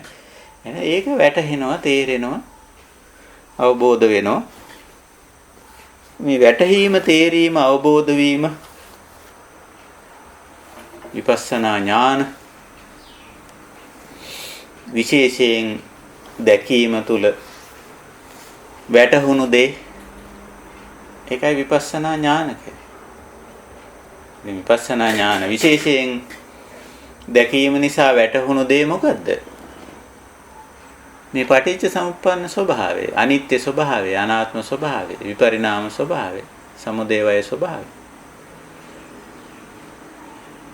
ඉතින් ඔය විදිහට අපි මේක දකින්න උත්සාහ කරනවා. දකින්න උත්සාහ කරනවා. හොඳයි අපි ඔය විපස්සනාව ගැන තවදුරටත් ඉදිරියේදීත් අපිට තව ටිකක් කතා කරන්න පුළුවන්. අපි ඔය විපස්සනාවෙන්ම අපේ කතා කරගෙන ආපු මේ සංයෝජන ධර්ම වලටත් ටිකක් යමු. එතකොට අපි කතා බහ කරගෙන ආවේ මේ දස සංයෝජන කියලා සංයෝජන ධර්ම 10ක් අපේ ධර්ම සාහිත්‍යයේ විස්තර වෙනවා. ඒවට අපි අවධානය යොමු කළා. සක්කාය දිට්ඨි, විචිකිච්ඡා, සීලබ්බත පරාමාස, කාමරාග, පටිඝ මේවට අපි අවධානය යොමු කළා. ඒ සංයෝජන ධර්ම පහව ඕරම්භාගීය කියලාත් සඳහන් කරලා තියෙනවා. රළු ගොරෝසු ඒවා ප්‍රකටයි. ඉතින් ඕවා අපි ඕවා මේ සතිය පිහිටවනවා. සතිය පිහිටවපුවාම ඔය සංයෝජන ධර්ම අපිට අඳුන ගන්න පුළුවන්. ඒවා ඇති වෙන්නේ ඇයි? පටිච්ච සමුප්පන්න නිසා වෙන ගතිය අපිට පේනවා. නේ? කොහොමද හේතුව කියලා අපිට පේනවා. දැන් අපි ඊයේ පෙරේද කතා කරේ මේ කාමරාග පටිඝ කියන දෙක. නැත්නම් කාමච්ඡන්ද ව්‍යාපාද කියන වචන වලින් හැඳින්වුවේ ඒ දෙකම. ඇලීම ගැටීම. ආදාන නික්කේපන කියන වචන වලින් කිව්වෙත් ඒකම. එතකොට ඇයි මේ කාමච්ඡන්ද ව්‍යාපාද ඇති වෙන්නේ? ඇයි මේ කාමරාග පටිඝ ස්වභාවය ඇති වෙන්නේ? මොන දැන් අපි සතිමත් වුණ සිහිනුවන ඉපැද්දුවොත් සාවධාන වුණොත් කාමයට කාමරාගයට අපිට කාමරාගයේ හේතුඵල ධමයක් හැටියට වැටහෙනවා. අපි ඉතින් හුඟක් වෙලාවට කාමරාගයට සතිමත් වෙන්නේ නැහැ. ඉතින් කාමරාගය ඇති වුණාම ඉතින් මූණ නරක් කරගන්න. අපෝ හරි කැත දෙයක්. නරක දෙයක්. අසභ්‍ය දෙයක්, අශෝභන දෙයක්, අසික්කිත දෙයක් කියලා මේකෙන් පලා යන්න උත්සාහ කරනවා මිසක් විදර්ශනාවට ගන්නෑ කාමරාගේ. බුදුරජාණන් වහන්සේ කියලා තියෙන්නේ කාමරාගේ විදර්ශනාවට ගන්න කියලා. කාමරාගය කියන්නේ විදර්ශනා කමඨහන. විදර්ශනා කමඨහන. මොකද මට මේ කාමච්ඡන්දයක්, කාමරාගයක් සිහිනුවන උපද්දල බලපුවාම මේක හේතුඵල ධර්මතාවයක් හැටියට පේනවා. ඉතින් අර රූපාරම්මණයට කැමැත්ත ආවා. ඇහැට පෙනුණු දේ. ඒකටනේ කාමය කියන්නේ. රූප, ශබ්ද, ගන්ධ, රස, ස්පර්ශ. ඉතින් හොඳට සිහිනුවන උපද්දල බැලුවොත් Tamanටම වැටහෙනවා කාමරාගය කියන්නේ කොහොමද කියලා. කොහොමද ඒක ඇති වුනේ කියලා. අයි ඒක වෙනම පන්තියක් දාලා වෙනම කෙනෙක් උගන්වන්න දෙයක් නෑ මෙතන. තමන්ගේ කාමරාගය තමන් විදර්ශනා කමටහන කරගන්න. ඒක දිහා හොඳට බලනවා අඛණ්ඩව. විමසුම් නුවණ යොදලා බලනවා. සම්පජානකාරී වෙනවා. මොකක් ගැනද? කාමරාගය ගැන. කාමරාගයේ තියෙන්නේ අපිට පලා යන්න නෙමෙයි. ඒක ගැන විමර්ශනය, විමසුම් නුවණ යොදන්න.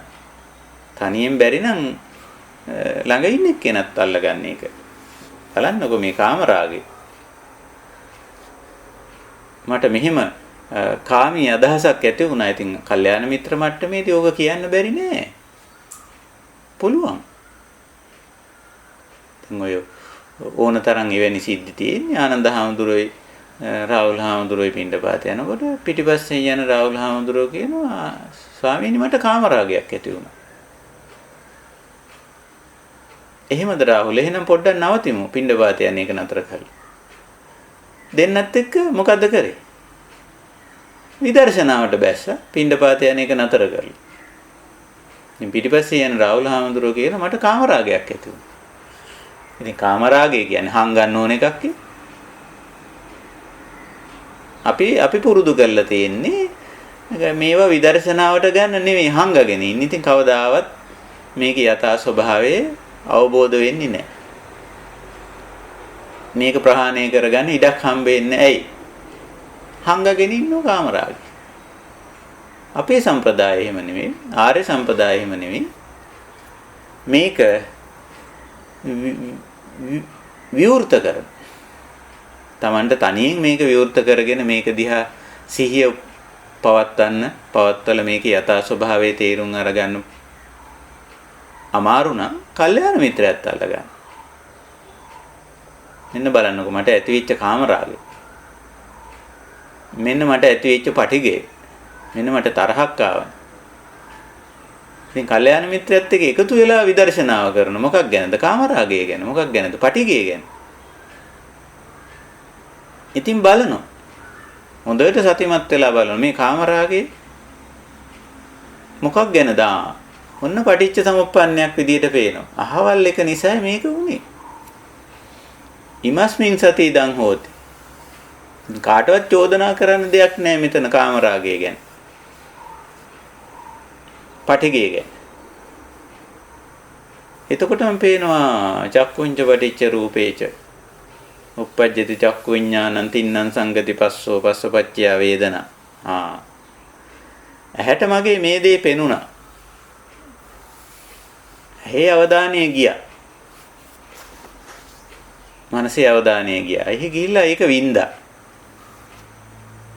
විඳීම සුඛ වේදනා. ඒක නිසා මට ඒ පිළිබඳව කැමැත්ත ඇති වුණා.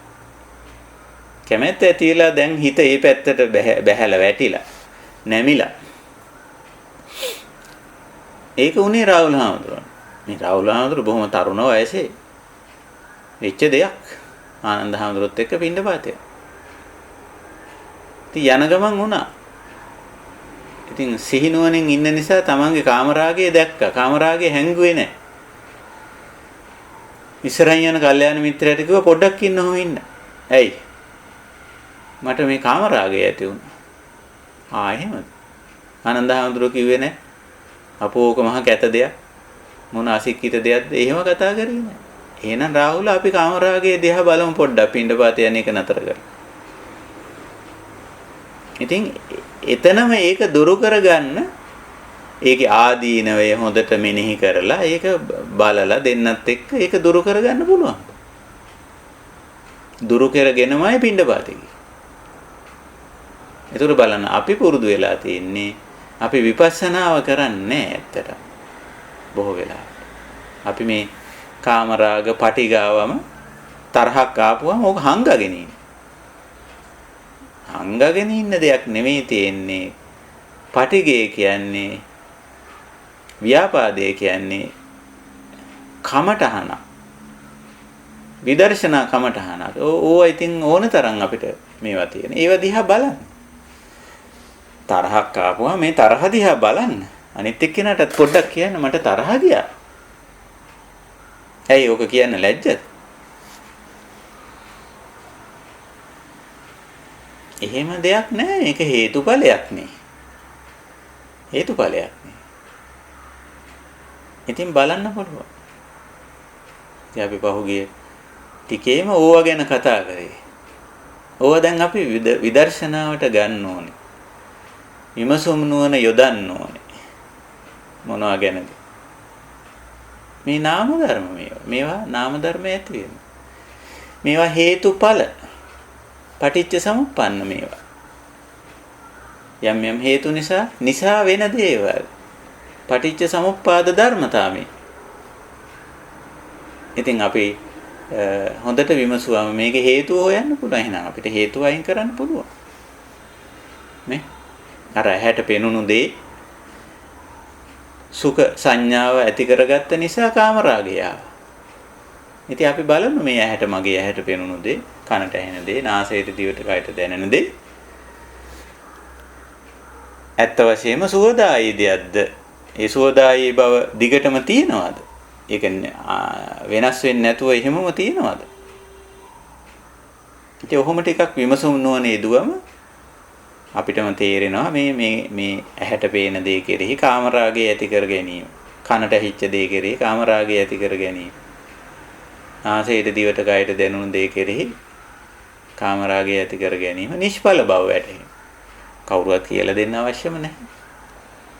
තේරෙනෝ නිකන් අනවශ්‍ය දෙයක් නිකන් දුකට හේතු වෙන දෙයක් මතු කරගත්ත තමයි. මතු වුණා. මතු කරගත්ත කියනවට වැඩිය මතු වුණා. ඉතින් දැන් ඒක අපිට ඒක ඒ මතුවීමේ හේතුව අපි හොඳට බැලුවොත් අපිට ඒකෙන් අයින් වෙන්න පුළුවන්. හේතුව හොඳට විමර්ශනය කරපුවාම ඵලය හේතුඵල දෙකේ සම්බන්ධය දකින්න. හිමස්මින් සති ඉදං හෝති කියලා මේක නිසා මේක වුණා. සුඛ සංඥාව නිසා කාමරාගය ඇති වුණා. දුක්ඛ සංඥාව නිසා පටිඝ. ඔහොම දකින්න පුළුවන් අපිට. ඉතින් ඕක තමයි මේ විදර්ශනා වැඩිම කියලා කියන්නේ. ඉතින් ඒක ඔය හේතුඵල ධර්මතාවය යථා ස්වභාවය ඇති තතුවක් ඕක. ඇත්ත తත්වේ. යම් යම් දේ හටගන්නේ පවතින්නේ නැති වෙන්නේ හේතුඵල ධර්මතාවය යන. ඉතින් අපි සිහිනුවන වීරියත් යෙදුවොත් සතිපට්ඨානය කළොත් සිහිනුවන යෙදුවොත් ওই ස්වභාවය අපිට අවබෝධ කරගන්න බැරි නෑ. හේතුව ඵලය අවබෝධ කරගත්ත එක්කෙනාට කෘත්‍යය තේරෙනවා. කෘත්‍යය කියන්නේ කල යුත්ත කියන එක. කල යුත්තක් සමහරට එතන තියෙන්න පුළුවන්. බොහෝ විට කල යුත්තක් ඇත්තෙත් නැති අවස්ථා තියෙනවා. නමුත් කල යුත්ත උනත් තේරෙනවා කල යුත්ත.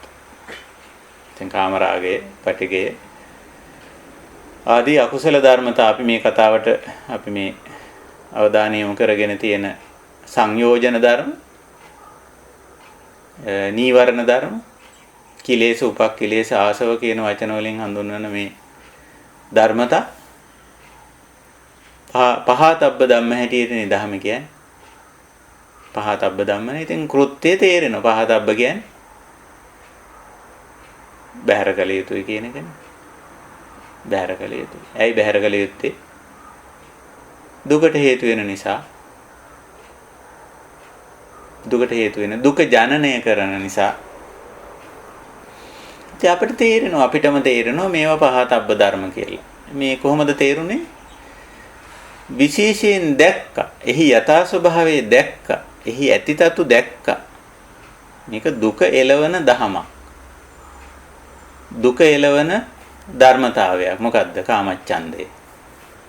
දුක එළවන ධර්මතාවයක් මොකද්ද? ව්‍යාපාදේ, පටිඝේ. නේ? දුක එළවන ධර්මතාවය සක්කාය දිට්ඨිය. දුක එළවන ධර්මතාවය, දුක උපදවන ධර්මතාවය විචිකිච්ඡා. දුක උපදවන ධර්මතාවය සීලබ්බත පරාමාස. දුක එළවන ධර්මතාවය තරහ, වෛරය, ක්‍රෝධය, මානය, iriසියාව. කවුරුවත් කියන්න ඕනේ නැහැ. අපිම සතිමත් වුණාම අපිට තේරෙනවා තරහ, වෛර, ක්‍රෝධාමනාප, රාග, මදමාන, iriසියා තියෙනකොට අපි පෙළෙනවා කියලා. හොඳට සීනුවන යොදලා බැලුවොත් මේ ධර්මතාව ආපුවම ඒක විදර්ශනා කරලා බැලුවොත් විශේෂයෙන් බැලුවොත් අපිටම ප්‍රත්‍යක්ෂ වෙනවා මේ ධර්මතාව විසින් දුක උපදවන කියන එක. ඉතින් ඔය අවබෝධය ඇති කරගන්න අපිට පුළුවන්. ඉතින් ඔය කවර ධර්මතාවයක වුණත් අපි ඔය කතා කරේ ක්ලේශ ධර්ම පිළිබඳව. ක්ලේශ ධර්ම විතරක් නෙමෙයි මේ විපස්සනාවට අපි ගන්න කුසල ධර්මත් ගන්නවා. කරුණාසිතක් ඇති වුණාම ඒක කමටහන කරලා බලන්න. මොකද්ද මට මේ ඇති වුනේ? කරුණාව. කොහොමද මට මේ කරුණාව ඇති වුනේ? මේ ආවලා නැත්තම් දුකටපත් වෙලා ඉන්න දැක්කා. කරදරයක වැටිලා ඉන්නව දැක්කා. ඉන්න බව මට කෙනෙක් කිව්වා. එතකොට ඒ දේ නිසා, ඒ දේ දැක්ක නිසා, ඒක ඇහුණ නිසා පච්චය පටිච්ච සමුප්පාද හටගත්ත. මොකද්ද? කරුණාවක් ඇති වුණා හිතේ. අන්න අපි දැක්කා. නිසා හටගත්තා. පටිච්ච සමුප්පාද. නිසා හටගත්තා. ඉතින් තව දුරටත් සිහි නුවණ යොදලා බලපුවම මේ කුසල ධර්මයක්ද අකුසල ධර්මයක්ද කියලා තේරුම් ගන්න පුළුවන්. තේරුම් ගන්න පුළුවන්. ඉතින් ඒක පහතබ්බ ධම්මයක්ද? බහැර කළ යුතු ධර්මයක්ද? කරුණාව. නෑ, භාවේතබ්බ ධර්මයක්. මේක තව ටිකක් වඩා වර්ධනය කරගත යුතු ධර්මතාවයක්, කුසල ධර්මතාවයක්, යහපතක් වෙන දෙයක්. දුක උපදවන නෙවෙයි, දුක නැති කරන ධර්මතාවයක්, කුසල ධර්මයක් කියලා අපට වැටහෙනවා, තේරෙනවා. මේක භාවේතබ්බ ධම්මයක්, පහතබ්බ ධම්මයක් නෙවෙයි. පැහැර කළ යුත්තක් නෙවෙයි, වැඩි යුත්තක් කියලාත් අපිට. ඉතින් අපි වඩනවා තව ටිකක්. ඒ ඔස්සේම අපිට හිතන්න පුළුවන්, මානසිකාරය යොදන්න පුළුවන්. යොදනකොට අපේ කරුණාසිත, ඒ කුසල චිත්තය තහවුරු වෙලා ඒක ක්‍රියාත්මක පක්ෂයටත් අපිට ගන්න පුළුවන් වෙනවා. ඒ විදිහට. අනිත් පැත්තෙන් අකුසල සිතවිල්ලක් නම් ඒක අක්‍රිය වෙලා, නිරෝධ වෙලා, ප්‍රහාණය වෙලා යන විදිහට මානසිකාරය කරපුවම ඒක ප්‍රහාණය වෙලා යනවා. ඉතින් මේකනේ අපි විදර්ශනාවේදී කරන්නේ. කොයි නාම ධර්මයක් රූප ධර්මයක් අපි විදර්ශනා කමටහනක් කරගන්න. ඒ කියන්නේ ඒ දිහා ටිකක් සතිමත්ව සාවධානව ගැඹුරින් බලනවා. ඒකයි කරන්නේ. ඉතින් ওই විදිහට අපි පුරුදු වෙනවා, පුහුණු වෙනවා විදර්ශනාව වඩන්න. කුසල ධර්මත් අකුසල ධර්මත් අපි විපස්සනා කරනවා. එතකොට අපිට ඒවයි යථා ස්වභාවය වැටහෙනවා, තේරෙනවා. ඒ තේරීමත් සමගම ඒවා භාවේතබ්බ ධම්මද පහතබ්බ ධම්මද කියලා තේරෙනවා. මේක වැඩි යුතු දෙයද, මේක ගත යුත්තද, හල යුත්තද, මේක තියාගන්න ඕන එකද, අයින් කරන්න ඕන එකද? ඔක කවුරුවත් කියන්න අවශ්‍ය වෙන්නේ නැහැ. ඉතින් අපිට සමහර වෙලාවට වෙන කෙනෙක් කියලා දීමේ මට්ටම තියෙන්න පුළුවන්. නමුත් විපස්සනා කරපුවාම ඒක අවබෝධ වෙනවා. හොඳයි. මම ඔය විදර්ශනාව ගැන අපේ යෝගීන් විමසා සිටි නිසා ටිකක් විදර්ශනාව ගැන කතා කරේ. අපි සංයෝජන ධර්මවල ඉදිරියට ගියේ නැතුව ඉදිරියට තියෙන සංයෝජන ධර්ම ඉදිරි දවස්වල අපි කතා කරමු. ඔය විදර්ශනා පදනම ඔස්සේම ගිහිල්ලා අපි උත්සාහ කරන්නේ ඇත්තටම මේ සංයෝජන ධර්ම දැනගන්න, දැක ගන්න. දැනගන්නවා, දැක ගන්නවා කියන්නේ විපස්සනාව තමයි. විපස්සනාව තමයි. ඉතින් සංයෝජන ධර්මයක්, කුසල ධර්මයක් වේවා, අකුසල ධර්මයක් වේවා, ඒක ගැන දැනගන්න. දැනගෙන තමා දැක ගන්නවා කියන්නේ ඒක තමා තුලින් දකිනවා කියන්නේ අර සාවධාන වීමෙන්, සතිමත් වීමෙන්. ඒ තමා තුල ක්‍රියාත්මක වෙද්දී ඒ දැක ගන්න. ඉතින් ඒ අකුසල ධර්මයක් නම් අපිට ඒක ප්‍රහාණය කරනවා. කුසල ධර්මයක් නම් ඒක වඩනවා. වැඩි දියුණු කරනවා. ඉතින් ওই විදිහට අපිට වර්තමාන මොහොතේ ඇහැට පේන, කනට ඇහෙන, නාසයට, දිවට, කයට දැනෙන රූප, ශබ්ද, ගන්ධ, රස, ස්පර්ශ ඇටියට අපි කියන දේවල් වලට මනසේ මතුවලා එන නාම ධර්ම. දැන් අපි මේ සංයෝජන ධර්ම කියලා කියන්නේ රූප ධර්ම නෙවෙයි. රූප ධර්ම නෙවෙයි, නාම ධර්ම. අපි දැන් කමඨහන කරගෙන ඉන්නේ මේ දවස්වල නාම ධර්ම. ඉතින් රූප ධර්මත් ওই විදිහටම පුළුවන්. ඇහැට පේන්නේ මේ වෙලාවේ පේන දෙයක්, ඒක භෞතික. කනට ඇහෙන, නාසයට, දිවට, කයට දැනෙන දේ භෞතික දෙයක්, රූප ධර්මයක් නම් ඒක කමඨහන කරගන්න පුළුවන් ඉතින්. ඒකට අවධානය යොමු කරොත් අපිට අවබෝධය එනවා. මම සරල උදාහරණයක් කියලා මේක නතර කරන්න. අපි හිතමු ඔබේ නිවසේ තියෙන යම්කිසි භාණ්ඩයක් ඔබේ ඇහැ ගැහෙන. නිවසේ හෝ මිදුලේ හෝ වත්තේ හෝ තියෙන දෙයක්. ඒකට ටිකක් අවධානය යොමු කරන් ඉන්නවා. විනාඩියක් දෙකක්. යමක් අවබෝධ වෙනවා. යමක් වැටහෙනවා. මේ කුමක්ද? මේන් කෙරෙන්නේ කුමක්ද? මේ මෙතන තිබිය යුතු තැනකද මේක තියෙන්නේ? නොතිබිය යුතු තැනකද තියෙන්නේ? ওই ටික වැටහෙනවනේ. කවුරුවත් ඕක කියලා දෙන්න ඕනේ නැහැ. ඉතින් කෘත්‍යයක් තේරෙනවා. එහෙනම් මේක මෙතන මෙතන නොතිබිය යුතු එකක් නම් මොකද්ද? කෘත්‍යය. එහෙනම් මේක මෙතනින් අයින් කරන්න ඕන. අපි තුමු වත්තේ යම්කිසි උපකරණයක් දාලා තියෙනවා. එතකොට අපි මේකට සාවධාන වුණොත් සතිමත් වුණොත් අවධානය යොමු කරොත් අපිට තේරෙනවා මේ උපකරණය මෙතන තිබුණොත් දි รา පත් වෙනවා. නැත්තම් කවුරු හරි අරගෙන යන්න පුළුවන්. අස්ථානගත වෙන්න පුළුවන්. අවශ්‍ය වෙලාවට සොයා ගන්න බැරි වෙන්න පුළුවන්. මේ දැන් මේක තියෙන්නේ තිබිය යුතු තැන නෙවෙයි වෙන තැනක මේ තියෙන්නේ. එහෙනම් කෘත්‍යය මොකද්ද? මේක මම හෝ වෙන කෙනෙක් හෝ කවුරු හෝ විසින් ඒක තිබිය යුතු තැන තැබීම. ඉතින් අපිට කෘත්‍යය තේරෙනවානේ. ওই විදිහට සාවධාන වුණොත් සතිමත් වුණොත් ඇත්ත වශයෙන්ම අපිට අවබෝධ වෙනවා. අවධානය නිසා අවබෝධය ඇති වෙනවා. මේ විදර්ශනාවේ ඵලය ඒක. විදර්ශනා කෘත්‍ය වෙන්නේ අවධානය, සතිමත් වීම, සාවධාන වීම, විමසුන් වන යෙදීම. ඵලය වෙන්නේ අවබෝධය. අවබෝධය ඇතුලේ කෘත්‍ය තේරෙනවා. මොකක්ද කළ යුත්තේ? කෘත්‍ය ඥානය ඇති වෙනවා. ඒකයි. ඉතින් කෘත්‍ය ඥානය ඇති වුණ කෙනා කෘත්‍ය කරනවා. ඉතින් කරනවා. එහෙමයි. හොඳයි. මම ඔතකින් මගේ සාකච්ඡාව විරාම කරලා නතර කරලා අපේ කල්යාණ මිත්‍රයන්ට මේ ධම් සභාවේ එකතු වෙලා ඉන්න නැත්තන්ට අවකාශය තියෙනවා. මොනවා හරි මේ අපේ සාකච්ඡාවට යමක් එකතු කරන්න සහ ගැටලු ප්‍රශ්න ආදී දේවල් තියෙනවා නම් ඒවත් මතු කරන්න අපි අවස්ථාව සලසනවා මෙතෙන් සිට.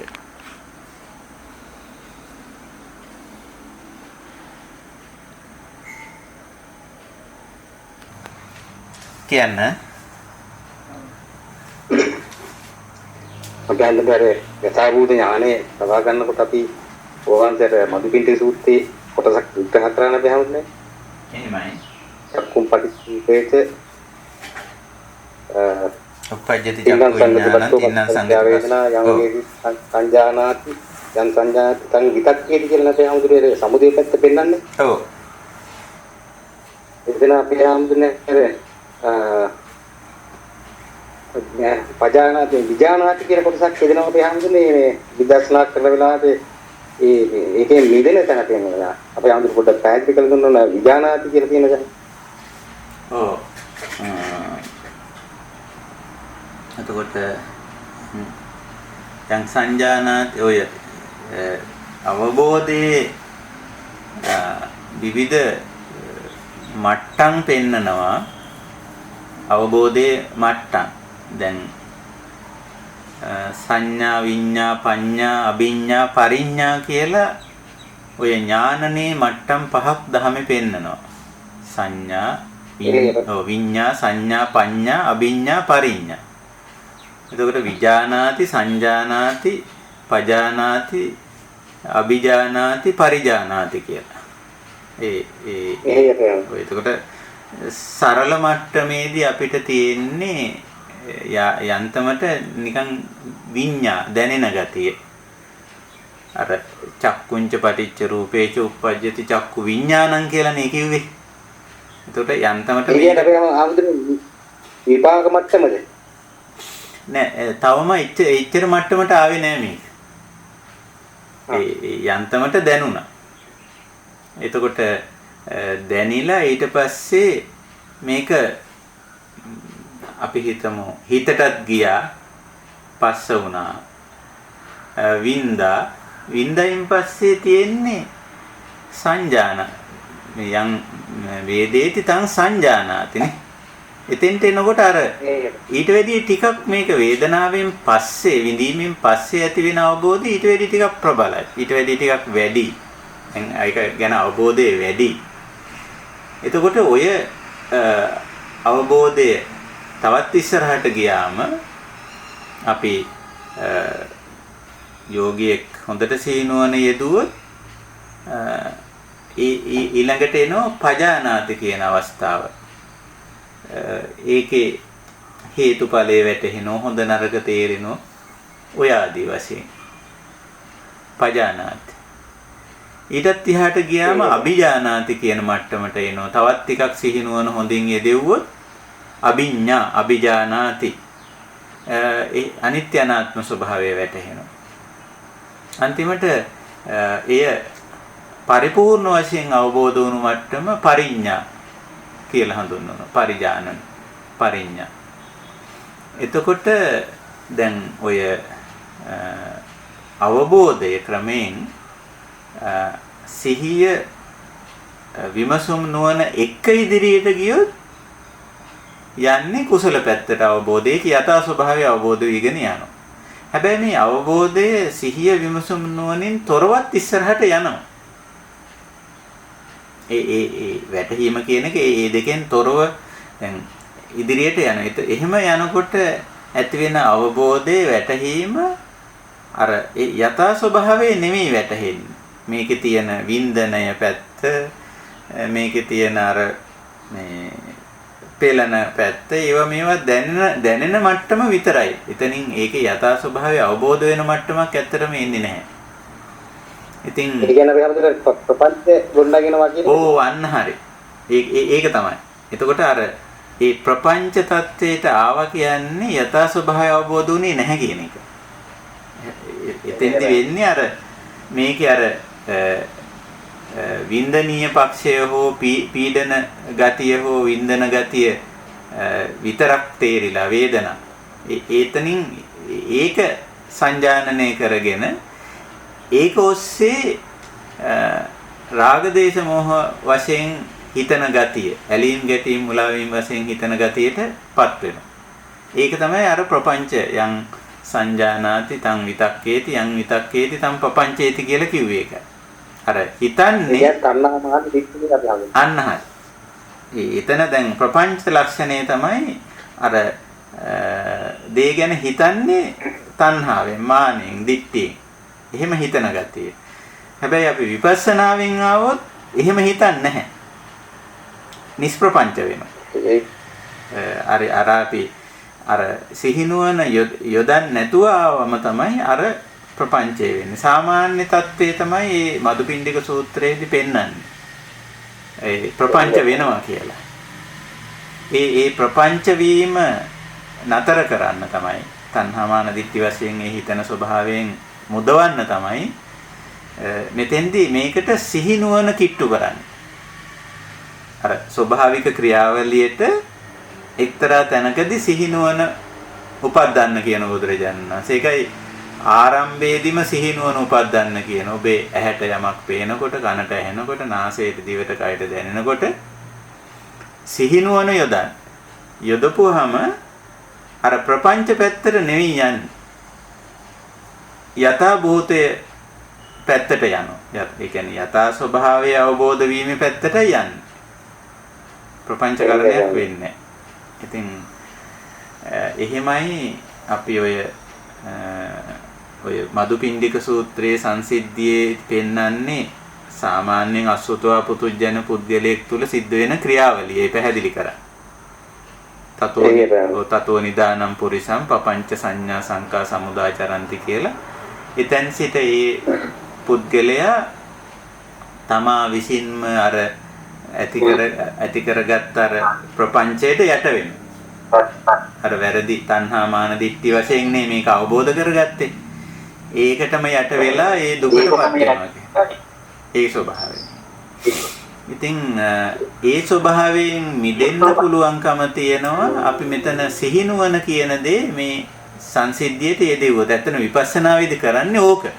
අර ස්වභාවිකව සිද්ධ වෙන ක්‍රියාවලියට අපි එකතු කරනවා කුසලතාවයක්. මොකද්ද? සිහිනුවන පවත්වන. ඒ සිහිනුවන පැවැත්වුවාම අර ප්‍රපංච පැත්තට නෙවෙයි යන්නේ. යථාභූතය අවබෝධ වෙන පැත්තට. අර පඤ්ඤා, අභිඤ්ඤා, පරිඤ්ඤා පැත්තට යනකොට ප්‍රපංච නෙවෙයි තියෙන්නේ. නිෂ්ප්‍රපංච වීගෙන යන්නේ දැන්. පඤ්ඤා කියන්නේ හොඳ නරක තේරෙනවා කියන එක. මේ කල යුත්ත නොකල යුත්ත තේරෙනවා. අභිඤ්ඤා කියන්නේ ඔය මේ අනිත්‍ය අනාත්ම විපරිණාම සමුදය වය පටිච්ච සමුප්පන්න තේරෙනවා කියන එක. එතකොට අර ප්‍රපංච කෙරෙන්නේ නැහැ මේක යථා හොඳ නරක තේරෙනකොට මේ මිනිස්සයාට ඒක එතන අර හොඳ නරක තෝරලා බේරලා එතන ගැටලුව ලියා ගන්න පුළුවන්. අනිත්‍ය අනාත්ම ස්වභාවය වැටෙනකොට ඒකට උපාදාන නොවි කටයුතු කරන්න පුළුවන්. අර එතකොට ප්‍රපංචණය වෙන ගතිය ක්‍රමයෙන් අඩු වෙලා නිෂ්ප්‍රපංච වීගෙන යනවා. මේ පඤ්ඤා අභිඤ්ඤා පරිඤ්ඤා වෙනකොට ප්‍රපංච නැති වීගෙන යන්නේ. ප්‍රපංච වෙන්නේ නැහැ. ඒකයි. බොහොම පිං අපි ආම්බුනේ බොහොම වාගේ පැහැදිලි දෙන්න බොහොම පිං වහන්සේ. එතන ස්වාමීන් වහන්සේ විද්‍යාව මතුවලානේ තියෙන්නේ. සුතවත් ආර්ය ශ්‍රාවකයාගේ විද්‍යාව මතුවලා නිසා එතන ප්‍රපංච වීමක් සිද්ධ වෙන්නේ නැහැ නේද ස්වාමීන් වහන්සේ? ඔව්. මේ අර සිහිනුවන යොදපුවාම එතන අර විද්‍යාව යෙදිලා.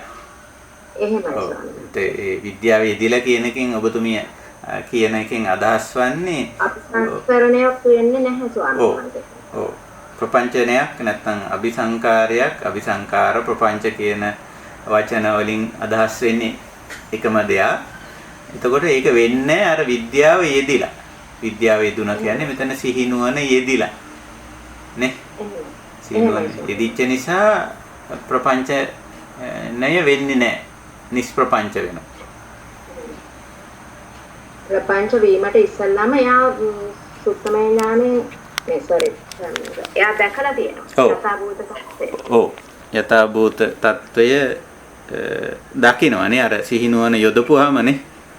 එහෙමයි ස්වාමී. ඇති තතු ඇත්ත තත්ත්වයේ දැක්කම මෙතන ප්‍රපංච කරන්න දෙයක් නැහැ. දැන් මම ඔකට උදාහරණයක් කියන්නම්කෝ.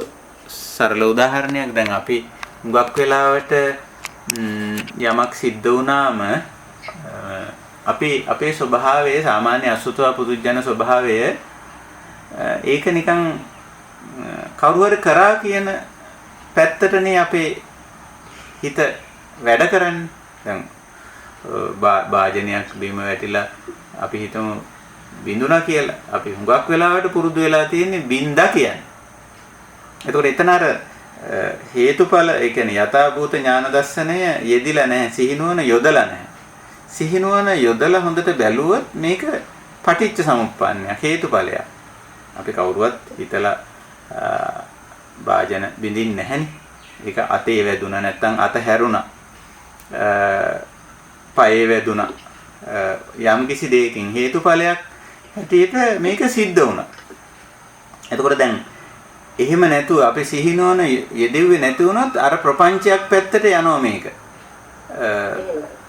තරහක් ඇති වෙනවා, ආමනාපයක් ඇති වෙනවා, දේශයක් ඇති වෙනවා, රණ්ඩු කරගන්නවා, දොස් කියාගෙන මේ පැත්තට යනවා. නමුත් අපි සිහිනුවන යොදලා බලපුවම අපිට තේරෙනවා මේක මේ අතේ වැටිලා මේක මෙතන තිබ්බම කොහොමදත් වැටෙනවා. අතේ හැපුණොත් වැටෙනවා. වැටුණොත් බිඳෙනවා. එතකොට දැන් අපිට මේක අවබෝධ වුණායින් පස්සේ අපේ යන්නේ දැන් නිෂ්ප්‍රපංච පැත්තට. මොකද අර සිහිනුවන එතන යෙදෙව්වා. දැන් අර අபிසංස්කාරය වෙන්නේ තණ්හාමාන දිට්ඨි වලින් හිතන ගතියටනේ ඔබතුමී අபிසංකාර කිව්වේ. එහෙමයි ස්වාමී. ඒ ස්වභාවය වෙන්නේ නැහැ දැන්.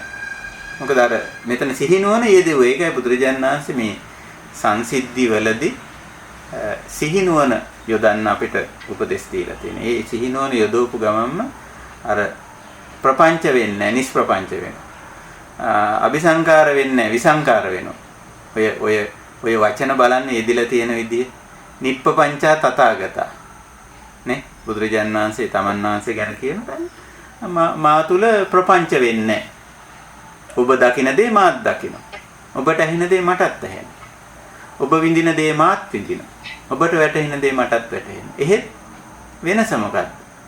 මෙතන නිෂ්ප්‍රපංච වෙන්නේ. ඒ වගේම උන්වහන්සේ කියන විසංකාරගතං චිත්තං. මගේ හිත දැන් අபிසංකාර කරන්නේ තණ්හා මාන දිට්ඨි වශයෙන් හිතන්නේ. ඔබට පේන දේ මට පේන. ඔබට ඇහෙන දේ මටත් ඇහෙන.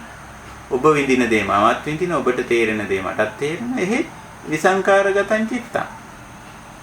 අන්න විදර්ශනාවේ ඵලය, විදර්ශනාවේ ප්‍රතිඵලය සිහිනුවන යොදපුවාම සිදුවෙන දේ. ඉතින් විසංකාර වුණාම දුක නැහැ. නේ? නිෂ්ප්‍රපංච වුණාම දුක නැහැ. ප්‍රපංචයේ ඇති තැන සංකාරයේ ඇති තැන දුක තියෙනවා. තනින් නවතිනවා නේද ස්වාමී? ඔව්. එතනින් නතර වෙනවා. ඒ කියන්නේ අර ප්‍රපංචනේ නතර වෙනවා. අபிසංස්කරණේ නතර වෙනවා. ප්‍රපංචනේ අபிසංස්කරණය කියලා කියන්නේ තණ්හාවෙන්, මානෙන්, දිට්ඨියෙන් දිගට දිගට හිතන ගතිය, එහෙම කතා කරන ගතිය, එහෙම ක්‍රියා කරන ගතිය. ඒකටයි මේ පපංච කියන්නේ. නැත්තම් අபிසංකාර කියලා කියන්නේ. ඔක පටන් ගන්න හිතින්. අර සිහිනුවන යෙදිලා නැති තැන ඔන්න හිතින් පටන් ගන්නවා ඉතින්. අර තණ්හාවෙන්, මානෙන්, දිට්ඨියෙන් හිතන්න පටන් ගන්න. තරහෙන්, අමනාපයෙන්, වෛරයෙන්, කෝධයෙන් හිතන්න පටන් ගන්න. ඒකට තමයි පපංච කිව්වේ. ඒක තමයි සංකාර, අபிසංකාර කියලා කිව්වේ. අකුසල සංකාර. අර අවිද්‍යාපච්චය කිව්වේ ඒකනේ. අවිද්‍යාපච්චය, අවිද්‍යාව ප්‍රත්‍ය. නමුත් සිහිනුවන යොදපුවාම අවිද්‍යාව ප්‍රත්‍ය වෙන්නේ නැහැ. එතන ප්‍රඥාව ප්‍රත්‍ය වෙලා යන්නේ. ඒතකොට සංස්කාර පැත්තට, ප්‍රපංච පැත්තට නෙවෙයි යන්නේ. විසංකාර පැත්තට, නිෂ්ප්‍රපංච පැත්තට යන්නේ. එතනම දුක අවසන් වෙනවා. එතනම නිමා වෙනවා. නිරෝධ.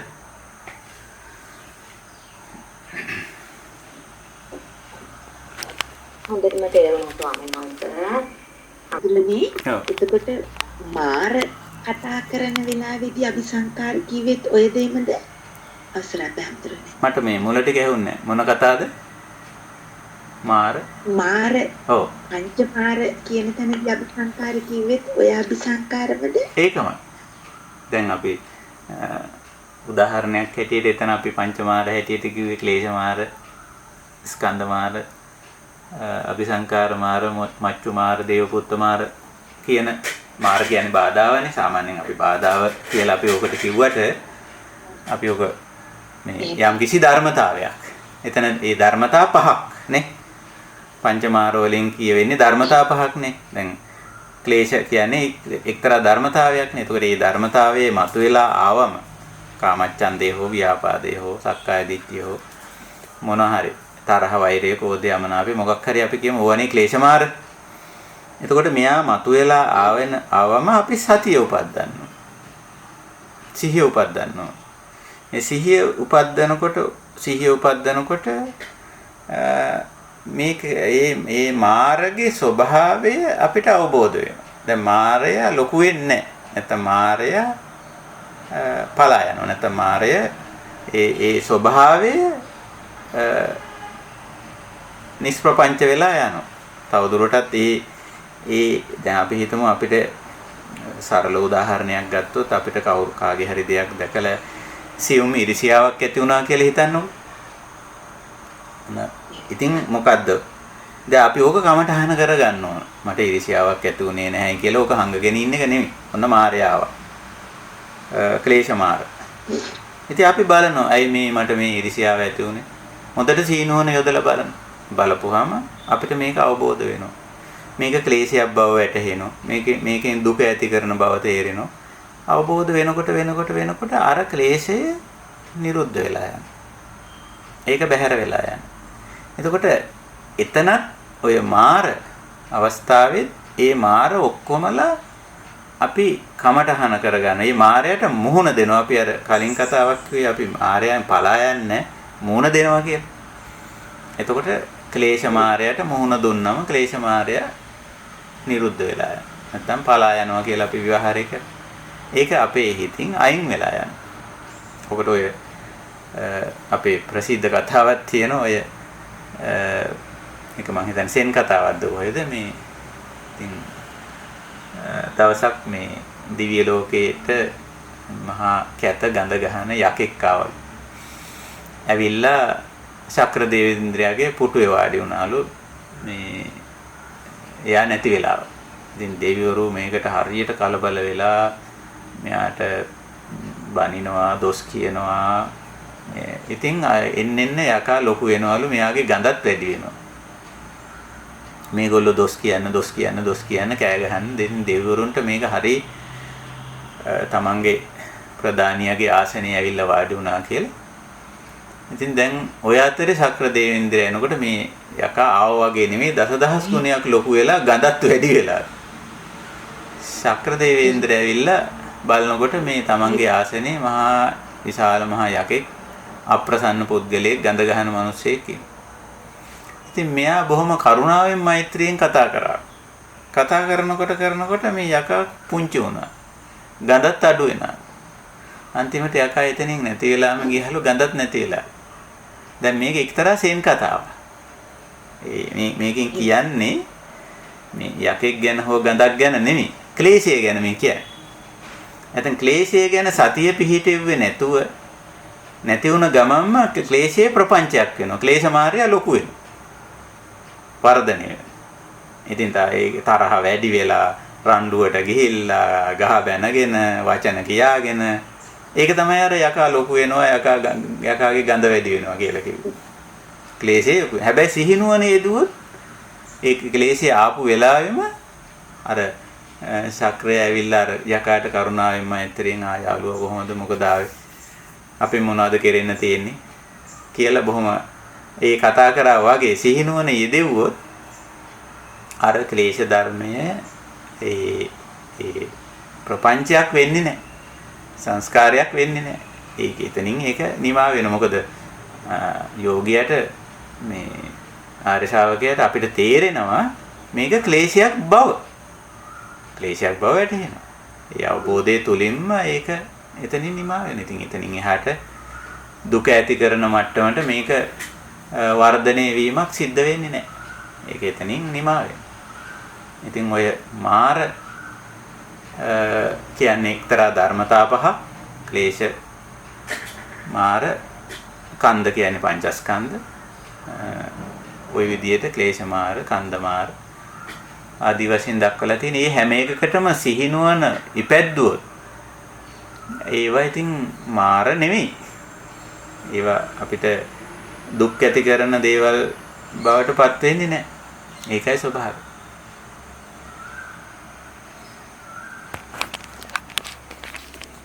අපි හඳුරන්නේ අවසරයි දැනි. ඔව්. මාර වගේ කියන එක පොඩ්ඩක් මොකද්ද? පැහැදිලි කරලා දෙන්න. මොකද්ද? දේවපුත්ත මාර ඒ දේවපුත්ත මාර කියන්නේ එතනින් අදහස් වෙන්නේ දැන් ඒ දේවපුත්ත මාර විස්තර කරද්දිත් කියන්නේ ලෝකයේ සිදුවෙන යම් තැනක යම් හොදක් යහපතක් සිදු වෙනවාද ඒකට එරෙහි වෙන ගතිය යම් අයහපතක් වැරද්දක් පාපයක් සිද්ධ වෙනවාද ඒකට උදව් කරන ගතිය මෙයාගේ තියෙනවා කියලා. දේවපුත්ත මාර. එතකොට යා ඔය අපේ සාහිත්‍යය කියන්නේ පරනිම්මිත වසවර්තී නම් දිව්‍ය ලෝකයේ සිටින සියලු යහපතට එරෙහි වන්නා වූද සියලු අයහපතට උදව් කරන්නා වූද පුද්ගලයා කියලා. මේක අපි තේරුම් ගන්න ඕන අපේ සාමාන්‍ය සමාජය තුලින්. අපේ සාමාන්‍ය සමාජය තුලත් ඉන්නවා සාමාන්‍ය මිනිස්සුયો ගත්තම ඔය යහපත් දේවල් වලට එරෙහි වෙනවා ඒගොල්ලෝ. ඒ එරෙහි වෙන්නේ ඒගොල්ලෝ අයහපත් දේවල් වල යෙදී සිටින නිසා. අයහපත් දේ යෙදී සිටින පුද්ගලයාට යහපත කියන්නේ බාධාවක්. ඒක නිසා එයා යහපතට එරෙහි වෙනවා. ඕනම තැනක යහපත් දෙයක් වෙනවද ඒකට එරෙහි වෙනවා. ඊළඟට අයහපත් දේ ඔහු යෙදී සිටින දේනේ. එතකොට ඔහුට අයහපත උදව්වක් වෙනවා. ඒක නිසා ඔහු අයහපතට උදව් කරනවා. ඕනම තැනක කරන වැරැද්දට තව ටිකක් පෝර දානවා. තව ටිකක් උදව් කරනවා. එතකොට ඔන්න ඔය විදිහේ පුද්ගල යෝගනයි මේ දේවපුත්ත මාර සංකල්පයෙන් කියන්නේ. කොතනද යහපතක් වෙන්නේ ඒකට එරෙහි වෙන්නේ. කොතනද අයහපතක් සිද්ධ වෙන්නේ ඒකට උදව් කරනවා. අන්නේ ස්වභාවය ඇතැම් මිනිස්යන්ගෙත් තියෙනවා. එවැනි දෙවියොත් ඉන්නවා කියලායි කියන්නේ. ඉතින් දෙවියොත් ඇති මිනිස්යොත් ඇති. විශේෂයෙන් අපි තේරුම් ගන්න ඕන මනුස්ස සමාජයේ අපි ඉන්න මනුස්ස සමාජයේ ඔය වැනි දේවපුත්ත මාරයෝ ඉන්නවා. ඕනම යහපත් දෙයක් අපි කරන්න පටන් ගත්තොත් ඕකට දානවා බාධාවක්. ඒ කියන්නේ යහපත් දෙයක් කරන්න ගන්න. ඕනම අයහපත් දෙයක් කෙරෙන තැනට උදව් කරන්න. පෙළ ගැහෙනවා ඒකට. අයහපතට උදව් කරන්න. ඒ වගේ පුද්ගල චරිත එක්තරා චරිත ස්වභාවයක් ඇත්තටම ඔය දේවපුත්තුමාර වලින් කියන්නේ. ඒකයි එතනින් අදහස් කරන්නේ. සිද්ධ වෙයි අපි හැමදෙරේ අවසරයි. ඔව්. මම මමතර දෙයක් මාරගෙන කියනකොට මට අදහසක් ආවා. මම හිතනවා දැන් මේ දිනෙදා දේවල් ගැන හිතලා අපි දැන් භාවනා යෝගී වශයෙන් මේ ධර්මයේ හැසිරෙන හින්දා මේක බලන්න ඕන කියලා දැන් මේ සමහර අය එක එක්කෙනා යම් කිසි දෙයක් කොටහරි කෙනෙක් කියන දෙයකට හරි නොයෙකුත් විදිහට 4-5 දෙනෙක් එක ආකාරයෙන් කියනවනේ. අන්න එහෙම විවේචනය කරන අවස්ථාවලදී මම ඒක අහගෙන ඉඳලා මම එක එක්කෙනාගේවා එකින් එකට අහගෙන ඉන්නකොට මම කල්පනා කරනවා මට වැටහීමට එන්නේ මේ කෙරෙහි යම් කිසි දෝෂයක්ද ද්වේෂයක් වෙනවද එහෙම නැත්නම් මේ කෙරෙහි අනුකම්පාවක් වෙනවද ඒ ආකාරයෙන් මම පොඩ්ඩක් කල්පනා කරලා බලාගෙන ඉන්නවා. ඒ අවස්ථාවලදී මට කිසිම දෙයක් ඒ කෙරෙහි දැනෙන්නේ නැහැ. මට හිතෙනවා මේ ඔක්කොම දේවල් ඇත්තෙම කිසිම කෙනෙක් මේක අවබෝධයෙන් නෙමෙයිනේ මේ දේ දිහා බලන්නේ හරියට කියලා මේ වෙලාවේ මේක හරියට කළ යුතු වැඩක්ද නොකළ යුතු වැඩක්ද කියන එක කරන කෙනා හරියට කරන්නේ මොනවා හරි හේතුවක් උදද කියන එක හිතන්නේ නැතුව නේද මේ අය මේ විදිහට කියන්නේ කියලා මම ඒක දිහා බලාගෙන මම කල්පනා කරනවා මේම දේවල් ගැන අපි ඇයි මේකට කලබල වෙන්නේ? අපි මේවට කලබල නොවි ප්‍රඥාව බලනවා කියන්නේ මේක නේද? මේ දිහා බැලීම සුදුසුයි නේද? ඒ වෙලාවට අපිට හිතේ තරහක් වෛරයක් මේකත් නැතුව ඒ දිහා බලාගෙන ඉන්න පුළුවන් ශක්තියක් තියෙනවා නේද කියලා දැන් මං ගැන එහෙම හිතලා බලනවා. ඉතින් ඒක වැරදිද ස්වාමීන් වහන්සේ? නෑ ඒක හරි. ඔබතුමේ විදර්ශනාවටනේ ගිහිල්ලා තියෙන්නේ. ඒ කියන්නේ අනිත් අය කරන කියන නැත්නම් අය කරන කතාබහ තුල ඔබතුමී සතිමත් වෙලා ඉඳලා තියෙනවා. මොනවාද මේගොල්ලෝ මේ කියන්නේ? මොනවාද මේ කරන විග්‍රහ ආදී දේවල් බලපුවාම අනෙතන අපිට යථාභූතේ වැටහෙනෝනේ. මේ අය මේ කතා කරන්නේ තණ්හාවෙන් සමහර වෙලාවට. එහෙම නැත්නම් මානෙන් කතා කරනදී කෙලෙස් වලට යට වෙලා කතා කරනවා නම් ඒ බව අපිට පැහැදිලි වෙනවා. අපි සාවධානව ඉන්නවා සතිමත්ව ඉන්නවා මේ ඇහෙන දේ ගැන. යම් පිරිසක් යමක් කියනවා. එතකොට අපිට එතන අවබෝධය ඇති වෙනවා. සමහරට තව කෙනෙක් නිවැරදි අවබෝධයෙන් කතා කරන අවස්ථා තියෙනවා. එතකොටත් අපිට ඒ කාරණේ අවබෝධ වෙනවා. අපි සීනුවණින් ඉන්න නිසා සතිය පවත්වන නිසා එතකොට ඒක අවබෝධ වෙනවා. ඇත්තටම ඒක කළ යුත්තක්. ඒක හරි. අපි විදර්ශනාවට ගන්නවා අර අනිත් අයගේ කතා බහ. අනිත් අය මේවා ගැන කියන දේවල් කරන දේවල්. මම හිතනවා ඒක මම විවේචනය කිරීමක් නෙමෙයි. මම හිතින් ඒක පරීක්ෂණයක් කිරීමක් වගේ වෙන්න ඇති කියලා හිතලයි මම ඒක ඒ වගේ දේවල් දිහා දැන් ටිකක් බලනවා මගේ හිතට මොකක්ද ඇති වෙන්නේ කියන එක. ඔව්. ඒ වගේ වෙලාවකනේ ඒ කතා බහ අහගෙන ඉන්නකොට මම දැන් එහෙම දේවල් දිහා ටිකක් එහෙම බලනවා. ඒකට මට තරහයයිද? ඒකට මට මොකක්ද ඇති වෙන හැඟීම කියන එක කරනවා. ඒක මම විවේචනය කිරීමක්වත් කරනවා නෙමෙයි. මගේ පරිස්සමයක් හින්දා මට ඒකේ ක්ලේශයක් හටගන්නේ නේද කියලා දැනගන්න මම. නෑ ඒක අර සම්පජානකාරී කිව්වේ ඕකනේ අපි. ඒක තමයි එහෙම සම්පජානකාරී කිව්වේ අපි විමසුම් නොවන යොදනවා කිව්වේ. ඒකනේ. ඒක අපි කොහොමදත් ඔය සතිමත් භාවය අපි ඒක යොදන්න ඕන. ඒ විමසුම් නොවන යෙදුවම තමයි අර ඒක වැටහෙන්නේ. අනිත් පැත්තට තමා තුළට විමසුම් නොවන යොදන්න පුළුවන්. ඒගොල්ලෝ කියනකොට මට මොනවද ඇති වෙන හැඟීම, මට මොනවද ඇති වෙන අදහස කියලා ඇතුළතත් හිත යොමු කරන්න පුළුවන්. ඒක හරි. ඒක විදර්ශනාවට අයිති දෙයක්. ඔබතුමී කරන කාර්යය ඒක හරි. ඒක ක්ලේශයක් වෙන්නේ නැහැ. ක්ලේශයක් වෙන්නේ සිහිනුවණින් තොර වුණොත් ඒ අවස්ථාවේ. දැන් Taman සිහිනුවණින් යුක්ත වුණොත් අරකේ යථා ස්වභාවය වැටහෙනවා. ක්ලේශයක් වෙන්නේ නැහැ. එහෙමයි ස්වාමීන් වහන්සේ ගොඩාක් මට දැන් අපිට වෙනත් කතා බහට දේවල් නැතිනම් අපි අද අපි කතා කරපු දේ සාරාංශ වශයෙන් මතක් කරගෙන අපේ සදාම් හමුව නිමා කරමු. අපි අද විශේෂ අවධානය යොමු කළේ මේ විදර්ශනාව පිළිබඳ විදර්ශනා වැඩිම කියන කාරණේ. විදර්ශනාව ගැන තව ටිකක් පැහැදිලි කරන්න කියලා අපි අපෙන් ඉල්ලීමක් ඉදිරිපත් වුණා අපේ යෝගීන්. ඒක නිසා ඉතින් අපි මේ විදර්ශනාවේදී කෙරෙන කාර්යය අපි මේ සාකච්ඡා පුරාවටම පැහැදිලි කළේ. ඒ වගේම ඔය ප්‍රශ්න වලදීත් අපිට තේරෙනවා මේ විදර්ශනාව වඩනවා කියලා මේ යෝගියත්තු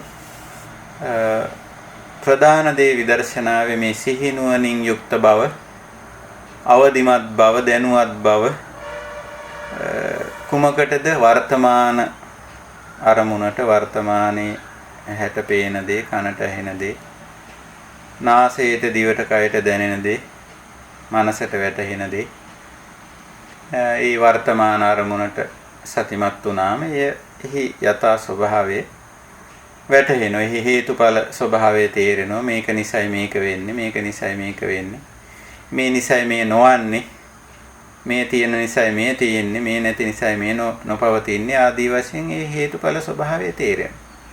තවත් ටිකක් විමසුම් නුවණ යෙදුවොත් එහි හොඳ නරක, යහපත අයහපත, කල යුත්ත නොකල යුත්ත ආදී අංශත් අපිට වැටහෙනවා, තේරෙනවා, අවබෝධ වෙනවා. ඒ විදිහට විදර්ශනාවේදී අපි ප්‍රධාන යෙදවුම් කාරක හැටියට සලකන්නේ සිහියයි, විමසුම් නුවණයි, වීර්යයයි.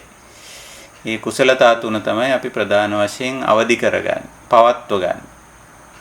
එතකොට ඒ පවත්වනකොට අනිකුත් හැම දෙයක් පිළිබඳව අපිට අවබෝධයක්, වැටහීමක්, තේරුම් ගැනීමක් ඇති වෙනවා. ඒක බාහිරින් නෙමෙයි, අභ්‍යන්තරයෙන් ඇතුළතින් කරන දෙයක්. නමුත් මේකට බාහිර දේවල් යම් යම් විදියට දායක වෙනවා. දැන් උදාහරණයක් හැටියට ඇහැට පේන දේ කිව්වම එතන බාහිර දෙයක්ත් තියෙනවා. අජ්ජත්තික බාහිර දෙපැත්තම දෙයක් තියෙනවා. මෙතන මේ ඇතුළත පැත්තෙන් බැලුවොත් අජ්ජත්තික වශයෙන් ඇහක්, බහිද්දා බාහිර වශයෙන් රූපයක්. ඒ දෙක නිසා පටිච්ච නිසා යමක් වෙනවා, යමක් සිදු වෙනවා. එතකොට ඒ සිදු වෙන දේ ඇතුළ සිහිය උපද්දගෙන ඉන්නකොට අපිට ඒක තේරෙනවා. ඒක දැකීමක්. ඒ දැකීම නිසා විඳීමක්, විඳීම නිසා තේරුම් ගැනීමක්. ඔය ආදී වශයෙන් ඇතුළත ක්‍රියාවලියත් අපිට දකින්න පුළුවන්, ප්‍රත්‍යක්ෂ කරගන්න පුළුවන්.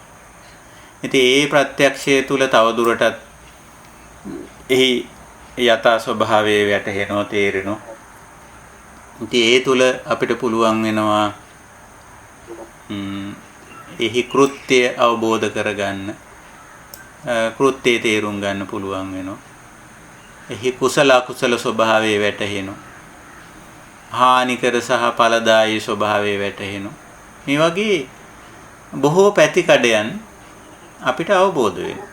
ඒ සියලු අවබෝධයන් තුල අපිට හැකියාවක් ඇති වෙනවා, පුළුවන්කමක් ලැබෙනවා මේ ධර්මතාවලට, මේ ස්වභාවයන් වලට ඇලෙන්නේ, ගැටෙන්නේ, මුලා වෙන්නේ නැතුව කටයුතු කරන්න අපිට හැකියාවක්, පුළුවන්කමක් ලැබෙනවා.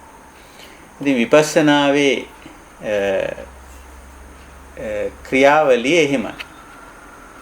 වර්තමාන අරමුණට සිහි නුවණ යෙදවීම සතිපට්ඨානයි. ඉතින් ඵලය වෙන්නේ යථා ස්වභාවය අවබෝධ වීම. එහි ඇති තතු අපිට අවබෝධ වෙනවා. මේ එහි හේතුඵල ස්වභාවය, අනිත්‍ය ස්වභාවය, අනාත්ම ස්වභාවය අවබෝධ වෙනවා. ඉතින් හොඳයි. අපි එහෙමනම් අදට අපේ සදහම් හමුව මෙසේ නිමා කරනවා.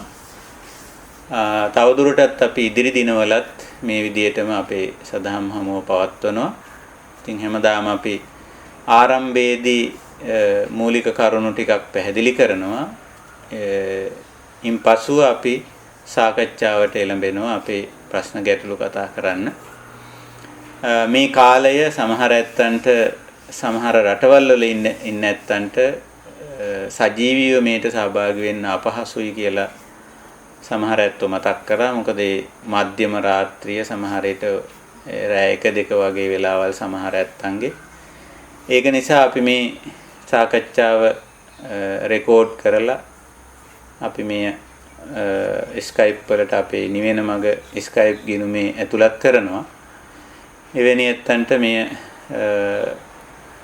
නැවත ශ්‍රවණය කරන්න පුළුවන් තමන්ගේ උපකරණ වලට බාගත කරගත්තම ඒ අවස්ථාවක් තිබෙනවා. ඒක නිසා සහභාගී වෙන්න පුළුවන් ඇත්තෝ හැමෝම හෙට දිනේත් ඒ විදිහටම උදෑසන 6ට ශ්‍රී ලංකාවේ වේලාවෙන් අපි එකතු වෙමු. එකතු වෙලා අපේ මේ දහම් සාකච්ඡාව තවදුරටත් පවත්වාගෙන යමු. හොඳයි, එහෙමනම් අද දවසේ දහම් හමුව නිමා කරනවා. මේ දහම් හමුවට සහභාගී වුණු ගෞරවනීය ස්වාමීන් වහන්සේ ඒ වගේම අනිකුත් කාරුණික පින්වත් ආදී හැම දෙනාටමත් මේ උතුම් අවබෝධය තුළින් විපස්සනාව මනවින් අවබෝධ කරගෙන විදර්ශනා වැඩිමින් සියලු නාම රූප ධර්ම වල යථා ස්වභාවය අවබෝධ කරගෙන ඒ කිසිදු නාම රූප ධර්මයක් ප්‍රපංචයක් සංස්කාරයක් බවට පත් කරගන්නේ නැතුව ඉස්ප්‍රපංච වෙන්න විසංකාර වෙන්න ශක්තිය ධෛර්යය ලැබේවා. ඒ තුලින් සියලු ක්ලේශ ධර්මයන් දුරු කරගෙන මේ ජීවිතයේදීම නිර්වාණ ධර්මයේ සාක්ෂාත් කරන්නට අපි හැම දිනාටම ශක්තිය ධෛර්යය වාසනාව උදා වේවා කියන ආශිර්වාදය කරනවා. ඒ සඳහා අපි හැමෝම අදිෂ්ඨානයක් ඇති කරගමු. එහෙමනම් දහම් හමුව නිමා කරනවා. හැම දිනාටම තෙරුවන් සරණයි.